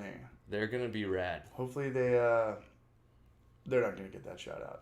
But They it's probably the won't, it's the thought but that maybe counts. some people on here will check them out. They're not gonna get it. No, not even that one time. Keg lube has saved my kegging like a few times already. I don't use keg lube, but I know a lot of people do. CH has a phone. I do have a phone. Check it out. I showed you about this, right? Oh, We yeah. had the conversation the other day. We were talking about Yep. social dilemma and stuff like that. Mm-hmm. And we cheersed and we said, if we're putting out stuff on the internet, it's got to unite people. Yep. Beer. Or food. Yep. Or do you know how to play music? No, Either I like way. music. I like music too. I can't play it. Brian Cesario, thanks man, great infos. Shout out to Brian Cesario. Matt Landis, I have temp control, but I usually keep it around 91 Fahrenheit, and it chugs. Is that in reference to the Lutra? I don't know. What up, Chris Palmer? What's up, Brunch? Wayward. Okay, here we go. Here's a good one. Wayward, how realistic do you think it would be to open a brewery solo? Should I find a partner? My answer is yes, 100%. 100%. Because what are you going to do? Are you going to work every day? Are you going to brew every day? Generally, and we're going to talk about this in a second, you don't hire anybody for a long time, especially like, I don't know, front of the house or back of the house. But if you look at Balamage, the owners still work the bar every night, Mm-hmm. and to answer that question, I think you need one phenomenally good business partner or co-owner. Trefu, find partner. What's your take on that? Yes.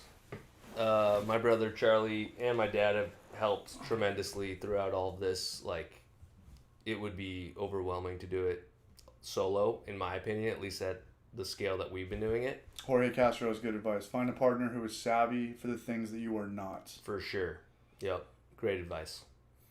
I mean, that's Dave and Donnie. I'm not allowed to say their names on here anymore, but like, one of them's the recipe development nerd, and one of them's like the Hospitality. business. Yeah. Yeah. Like, let's connect A to B in the straightest line. Yeah. Yeah. I'm seeing the Voss. This session red was made with the Voss bake, Lallemand. What do you think? I think it's delicious. I think it's a little thin. I mean, the body could use a little bit more. I like the other one better, Mm-hmm. but they're still great beers. Yeah. I'm stoked on this style. I think that like What do we got left? kind of complex malt bill, still some good hop profile in there, but Roasty, sessionable. roasty.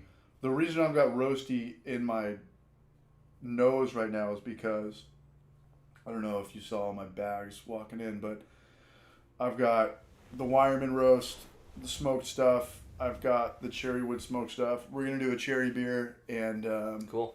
it's just fresh in my brain, so Mhm. maybe that's why it stands out. I've never done a smoked beer. And we're gonna do it. I don't know if Northern Brewers watching. They're not watching. Hey, we hit 60. Mandatory beer check? It's the same clip. We have to do it though. Sure. You ready? Yeah. Hey, you gotta try this. No. You're not gonna do it? I don't know about that one. Here, let me get you a new glass. It tastes exactly like a margarita. It doesn't taste like Pacifico at all, but I'm gonna get you a clean glass. All right.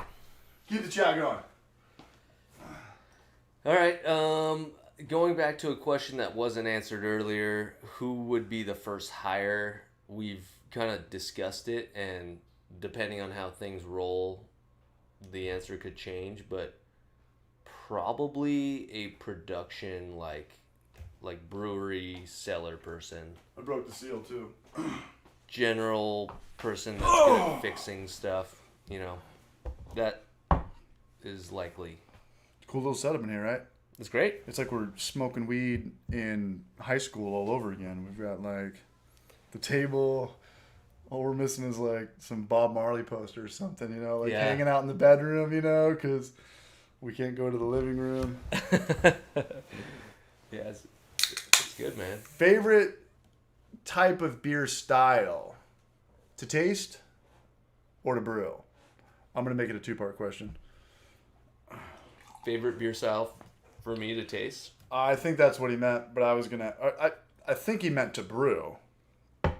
But try that, though. Pacifico fucked up good with this one. Salty. Straight margarita beer. Doesn't taste like the sugar lime. I get like the Pacifico like You do? flavor though, right at the beginning.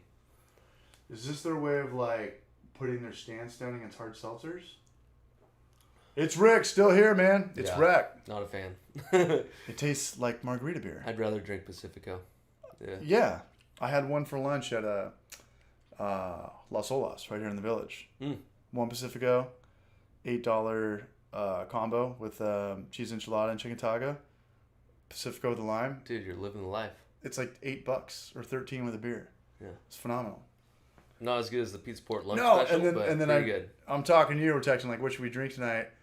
And I'm like, go pick up some Pacificos. And I saw this, and at the corner of my eye, it was like, yeah, citrus agave lager. I was like, I'll give it a go. Pacifico's never had a bad idea until now. Yeah, I don't know about this one.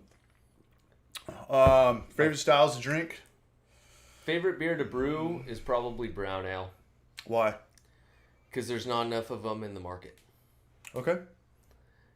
And Battle Mage makes a great brown ale, but back when I was really like homebrewing a lot, They Brown take ale. pride in their brown ale. That's called Versus a Victory. yeah, it's good. It's great. Yeah, No, I know. And sometimes I think Battle Mage has phenomenal beer. yeah.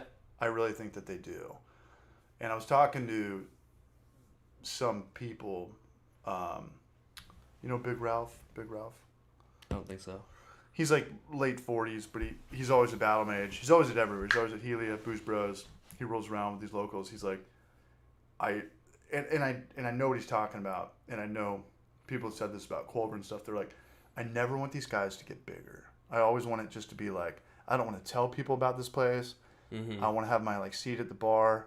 This is like a good, best kept secret.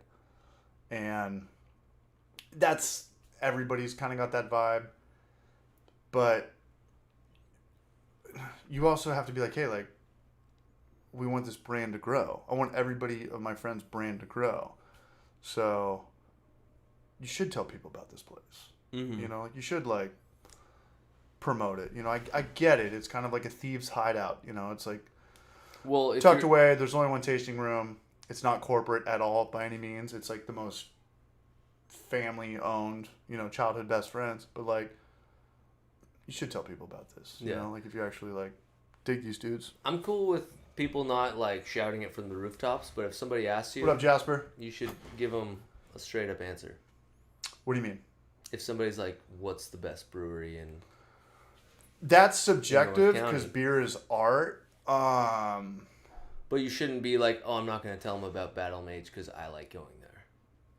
Is my opinion on that. Like, you don't have to like go out and like be a spokesperson for. Or it'd be even worse, is be like reverse psychology, being like, don't go to Battle Mage, like their beer sucks. That would be worse. That would be very bad. Yeah, don't do that. And then you're there all the time. Don't give them a 1-star review and then go all the time. Right. All right, Mr. 3404. I'm glad he's here. He was trying to figure out how he can come to these. This is Barrage, man. We're doing it. We're doing it back to back. Glad everyone's here. Nelson Smither, my kid's a Marine at the base nearby you. Camp Pendleton's huge. We are a big military town. Navy and Marines. I got to see my grandbaby before they roll to Okinawa. Oh. We'll holler when I head west. Hell yeah, man. Cruise into, I'll meet you at Blue Fire for a beer. Yep. I'll meet you guys over there. We need to do a collab. Or would you be open to that? Like a homebrew for life? Because I think I'm going to do one with Helia. Yeah, I mean, I would. I'm not opposed to it. I don't want to do anything illegal. I haven't looked into it. It's not. It's only legal if I sell it. And I would not sell it. Right. I've done the research. Okay. Yeah. So for sure. It's pretty much like homebrew for life. Black Paw.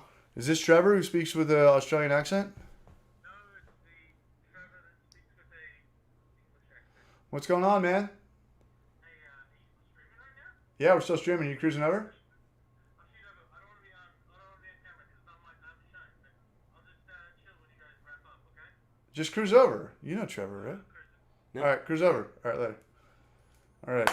2 new permit owners, brewery owners. What were we talking about? Beer. Oh, yeah. Imagine that. What do we got? We got some new faces in the house tonight. Not promoting a dope spot is... Sacrilege. What does that mean? Means that... I kind of get, there's a lot of like... Hey, if you're a surfer and you found the best wave, you're not going to like talk about it. You're going to tell everybody like it sucks. Yeah, but if somebody knows enough to ask you, you should be straight with them. Yeah. Depends how well you know those brewery owners. And I grew up with these guys, so I would never say anything bad about them because word travels fast. Now that's a live stream. Takes phone call. Trev's going to be showing up here in a second.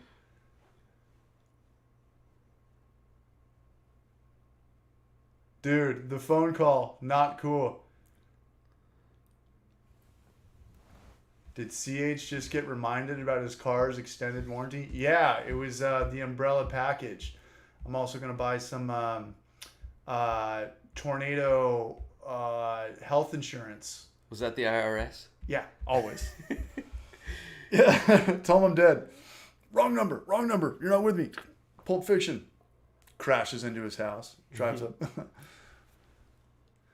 All right, so we got 10 more minutes, man. Again, shout out to you, man. Cool. Yeah, it's fun, right? Very fun. It's always fun. Shout out to everybody who's here right now. We still got 55 people in the chat. I always love that. Always love seeing people where they're from, what they're brewing. When people talk about different time zones and, especially east of the East Coasters. Elementary Brew Co. What's up, man? Brian, we got to get you back on. We're I couldn't get people to come on for the life of me when I came back from June. Oh, yeah? And now I've got, because we do Wednesdays and Thursdays. Wednesdays is kind of just me. I can just go with the chat the whole time and, see what's going on with everybody. And then Thursday I always have somebody on. But the next couple weeks are like filled up. People are... Nice. People are digging it. Good for People you. are digging it. Yeah. Yeah. Well, yeah. I'm definitely down to do a brew. I mean, we could do a brew, and I think more often than not, and we were talking about this last night with Clawhammer. It's like we'll do. Hey, how to make an IPA? How to make this video? How to make a hazy? Where we fall short is, I think one of the biggest things in brewing is the beer name. Let's give it a name. And all day I think about like fake band names, which is the same as pretty much fictitious beer names. We thought of a pretty good name the other day. I want to hear it. Because I thought of one too. Well, you and I remember we're Retirement plan? yeah, we were talking at Retirement? the tasting room, and we were talking about seltzers, and we decided that we should make a black paw barley wine. That wasn't me. That was definitely you. No, it wasn't. Pretty sure it was A barley wine? barley wine, black paw. Were you talking to the other guy that runs that homebrew shop? Because I was right there. Who's the guy that comes in from North Coast Brewers? And he's always talking about barley wines. Oh, Jerry? Yeah. No, it was, we were talking about like No, we weren't. White Claw. Let's do black paw. That was 100% not me. And Really? I remember everything. Think about that. I'm gonna think about it, but I'm pretty sure it was you, dude.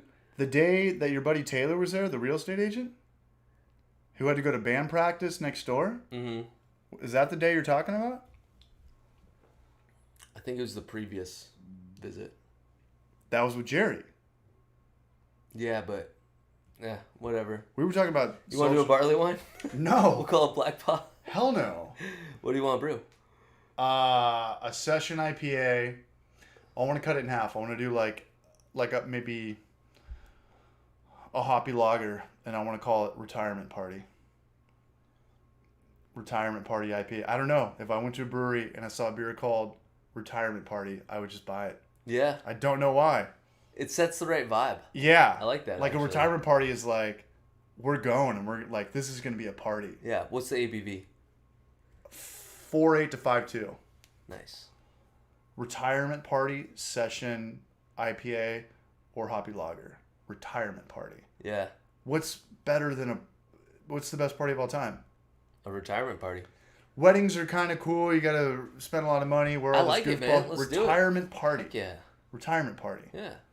I'm throwing a retirement party for my dad right now too, and I'll brew that. everybody wants to cruise. Yeah. Like everybody's like, hey, like you worked at a company for 40 years. Like let's go to this party and celebrate like Yeah. the beginning of your golden years. Cool. So Retirement party. what's the malt bill? Let's break it down right now. We'll do it right now. We'll do 2-row Pilsner.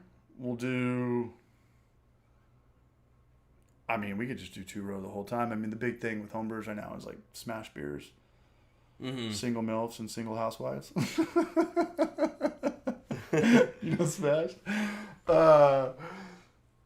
I don't know. We could sit down and figure something out, but I would aim for probably 4.8. We'll do Pilsner. We'll do maybe some Golden Promise. Maybe some everything light. Let's get it. Yeah, I like where it's going. Let's make it look like Pizza Port's. What I love about Pizza Port's IPAs is they look like Coors Lights. Swami's and Pano look like Coors Lights. It looks like Ponto's a great session IPA. it's a great session IPA. Yeah. All their beers taste the same to me, and I love it. Yeah. Like the They Cougs, just had one come out that I'm probably going to all their IPAs taste the same to me. Yeah. I,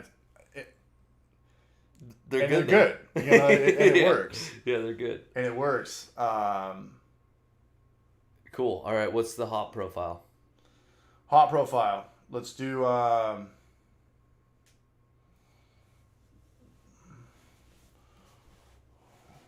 I mean, I used to trip out. We're gonna do 1 ounce of. This is a 5-gallon batch. I don't know how to scale up. We're gonna do 1 ounce of Amarillo for 60 minutes. We're gonna do 1 ounce of Citra at 30 minutes. Nothing at flame out, and then we're gonna dry hop 2 ounces of El Dorado. 5 days into fermentation. Cool. Are you in? Sure. We might want to We'll bounce switch it out back. the Citra. Why is that? It's just an expensive hop. Inexpensive, or it is? It is expensive. Oh, okay. I mean, we could go for it, but I'd want to use up the whole bag for something else Okay. before, which is fine because I probably should brew a Citra beer. We could get it from Northern Brewer, and if I give them the 10, I'm not bragging right now, but if I give them the shout out, like they'll probably send me a pound or 2 of it. Northern Brewer, send it out. Northern Brewer. Your one-stop shop. This is for his father, who's worked so hard. Yeah. He's having a retirement party, and we need to celebrate. He's going through surgery. He's getting a penis reduction, and we really need to get your guys' viewership. So, my Honey Brown bout launched my SS Brewtech bucket into orbit this week. Thank God for blow off into the growler. Nice. As far as blow off tubes go, if you're fermenting in a corny keg, make sure that you're not doing like a triple IPA or something, because you will destroy all of your posts and your pressure release valve. Elementary, what's up, brunch? I thought it on the all-rounder and was a little bit lower, but you're probably right. You know what? The all-rounder's cool. Fermenting under pressure is kind of the newer trends in homebrewing. And people are just trying to make, like, homebrewing there's classes to it. You know, there's like the top spike stuff that you have, and then there's the plastic stuff, and then there's the homebrew for life, where we'll Jimmy rig it to however we could do it for the cheapest amount of money. Yeah. Making grog. But the all-rounder is a good one. I think it's only about $100-$150, but it's plastic. But you could do, it's a fermenter that's plastic, but you could still do pressure transfer. So you're minimizing oxygen. Yeah, exactly. Yeah, but the thing about, I'm kind of on the fence with the whole pressure fermenter stuff, because we drink our beer so fast. Right. You know, we're not shipping it to the East Coast. Right. It's not crossing the pond. Yeah. So we'll do it just to kind of make a video of it, but we're going to do it in corny kegs. We're not going to buy a $1,000 fermenter. You can just do it in a corny keg and For sure. put a spinning valve or a floating tip tube or something like that. For sure. Yeah. My spinning valve only goes to 15. That's all you need. Brian Elementary. I'd keep it at like 10 or 12. Okay, I'm reading the wrong one. I'm reading the one on the right. Buckets Barrage, dude. Home Depot sells $4 food grade plastic buckets, and we're doing beer. We're not aging wine for 3 years. Were you a plastic bucket guy, or were you glass or? Started off with glass carboys. We all started off with glass. Yeah. Did you ever have a bad experience? No. You never broke anything? No. Cheers to that. Yeah. Have you ever heard of bad experiences? I've heard about it. Yeah. Well, That's why we switched over to the same ones that you have, the anvil. The buckets. Yeah. What were the bad stories that you heard? Just like breaking and... No, severing. No, not necessarily. That happened at Ballast Point in their homebrew Really? class. Yeah. Wow. Yeah. Severed an arm? He didn't sever his arm, but he cut his... Here's what happens. Like major artery? He was like bleeding out, and a Marine came up with a tourniquet. It's Ryan and Chris's story to tell. They were like working that day when a guy was bleeding out from a glass fermenter. Donnie, here's what happens. It breaks or it slips, and you crush it. You need to just let it go. It's when people try to like grab it and catch it, and it's then like catching a knife with your foot. Yeah, or a dart or something. Donnie, he's got the gnarliest scar right here. He's like, he doesn't really feel pain. Yeah. Physically or emotionally. Like, Sure. And he was telling me, he's like, I was pushing my hand like that, and his hand's flayed. And Yeah. like most people would be like running to the hospital, screaming Bloody Mary. Donnie's just like touching his tendon. It's like moving like that. Like, jeez. I know. I was like, yeah, we're done. We're done with. And at the end of the day, if I did barley wine or I put down homemade wine for 3 years, I wouldn't use plastic. I still wouldn't use glass. I just use stainless steel. Uh-huh. But nah, man, I've heard some really... Chris Berry, Battle Mage, he... Shit. Sliced through 2 tendons and 40 stitches? No thanks. Yeah, man. There's a lot of bad glass. It's a giant thing of glass. I remember looking at glass. It was like, okay, so... Did you have the thing where you like wrap the thing around it and there's like a little clip like a baby seat? I'm like, are we really supposed to trust this shit? Like, this might work when it's an empty carboy, but when this thing's full, it's like one little like, not even like a seatbelt lock. It's like you just like throw it over. It's like, I don't know, man. Yeah. I don't know. What did he say? The guy I had a buddy slice through 2 tendons and ended up getting 40 stitches. Yeah, I'm out. Mm-hmm. I'm out. Yeah, seeing the fermentation is cool, but stainless. Anvil is great. You know, it's not too expensive. It's not expensive at all. That's what I would recommend. Brian's got the wisdom of the night. Glass is cool to drink from, but not to ferment in. Here, here. Dilly, dilly. Mm-hmm. That's heavy, man. All right, 10 more minutes. We're out of here. I got to drain the main vein. We still got 46 people watching. Anybody got any more questions for Tommy? Anything about the do's, the don'ts? Oh, I got one more question for you after this. You got to wait for me. It's in regards to how you hire people. Like who, front or the back of the house.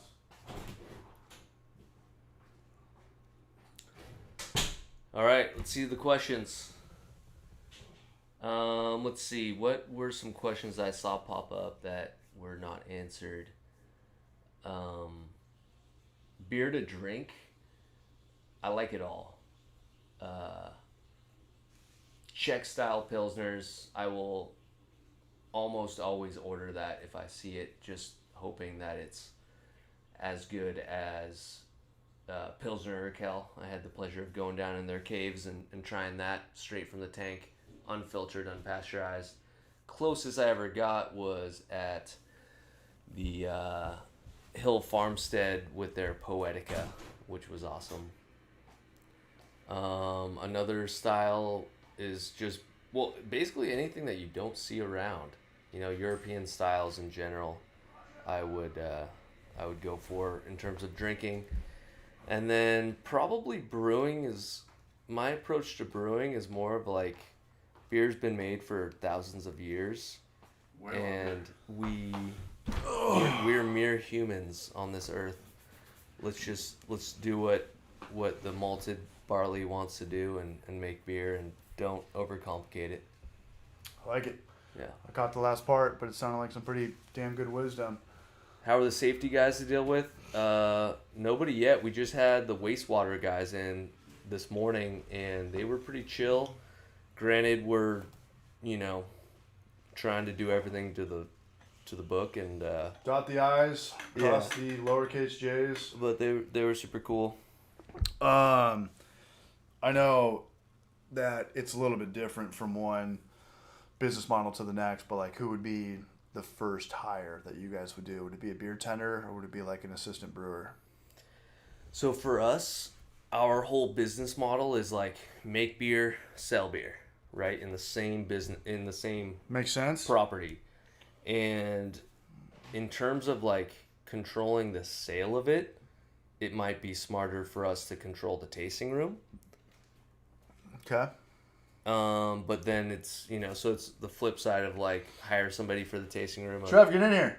A smiling face who's good with people, and then focus on the beer production. Right now we're doing both, so we'll see. But if you Time see will like tell. a good looking, beer tender that, Yeah, some shiny, dude happy with like some this- dude named like Gus, a grandma yeah. tattoo. Yeah, who's 80 years old with a nose ring. You'd hire him on the spot, right? Yep. I knew it this whole time.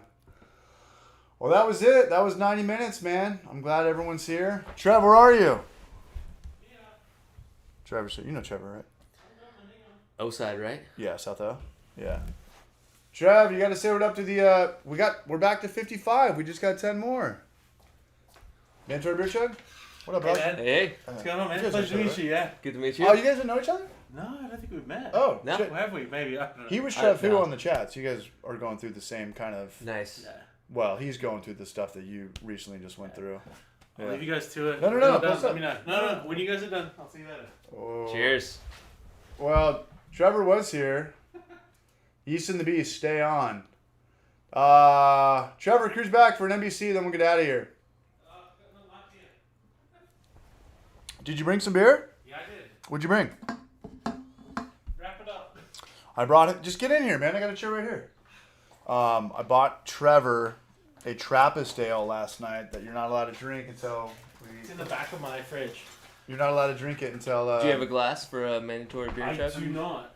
Let's get him one. Let's do a little Yeah. porter. We'll do one what? A porter.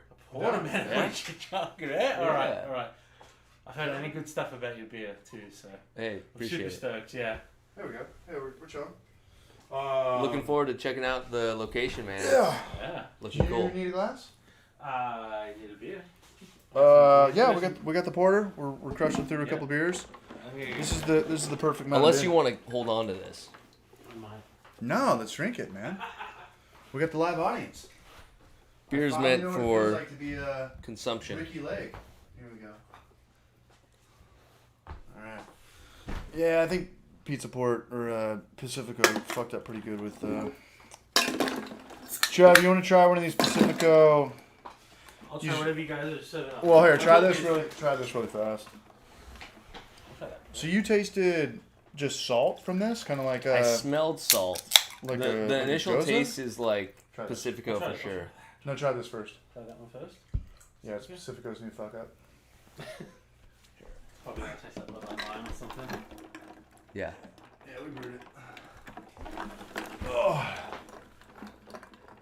Tastes like margarita, right? Yeah. Tastes like Tastes- like a margarita in a can, like those little. Without even looking at knowing what's in that. They It tastes made like it. they put a bunch of syrup in it or something. Oh, it's all Oh, agave. it's agave. Are we going to Grubby's tonight? I don't know. You want to go to Grubby's tonight? No. You gotta, yeah. You I gotta get drinks 3 or going. 4 beers. All right, we're gonna do an NBC. Shout out to everybody who's here right now. Maybe we're not going anywhere because Chris Miller just showed up. Yeah, Elementary Brew. Trev who? Trev what? Trev where? Trev no underwear. I just cracked this. I don't know what the fuck to do with it now. Drink it.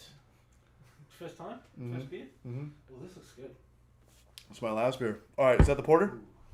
Get it. All right, let me whack this. And I'm gonna have to fight through some foam here. what's your day like tomorrow? I want to know like the new schedule of a newer entrepreneur.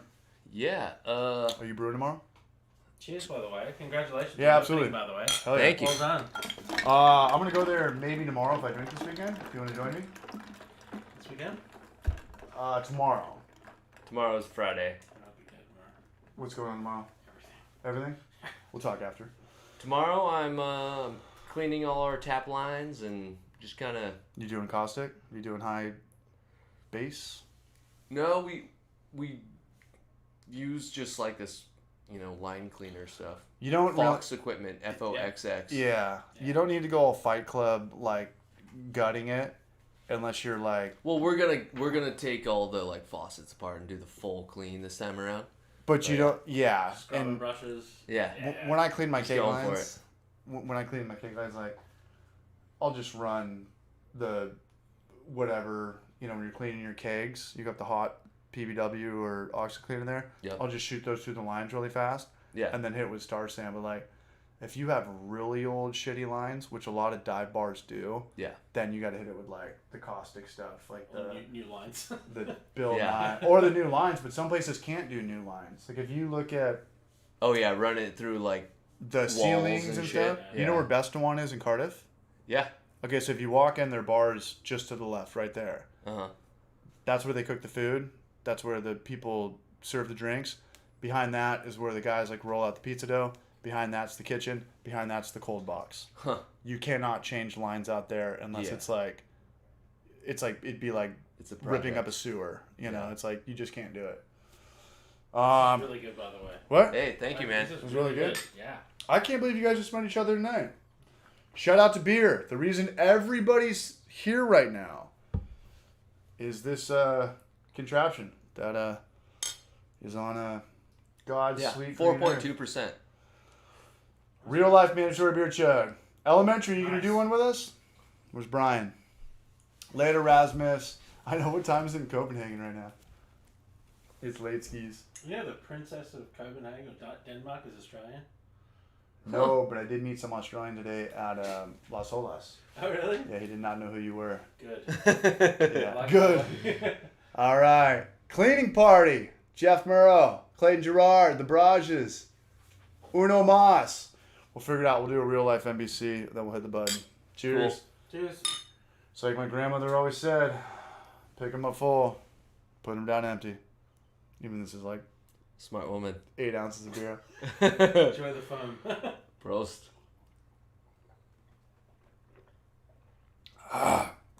It was a rough day. Woo! All right, let me try that now. Oh, Do you want some water? Are you okay? I'm alright. You chilling? Yeah. All right. Might drain the main vein in a little bit. Right here. I just cleaned the bathroom. And by clean the bathroom, I mean I just cleaned the toilet. But everything else is disgusting. That's it. Alrighty. Trevor, you need another hit? I'm good. I'm good. No, you're not. Okay. There you go. Actually, it's pretty good. I like it. Alright, let's give it a go. Here's our last one. That's it. That's enough.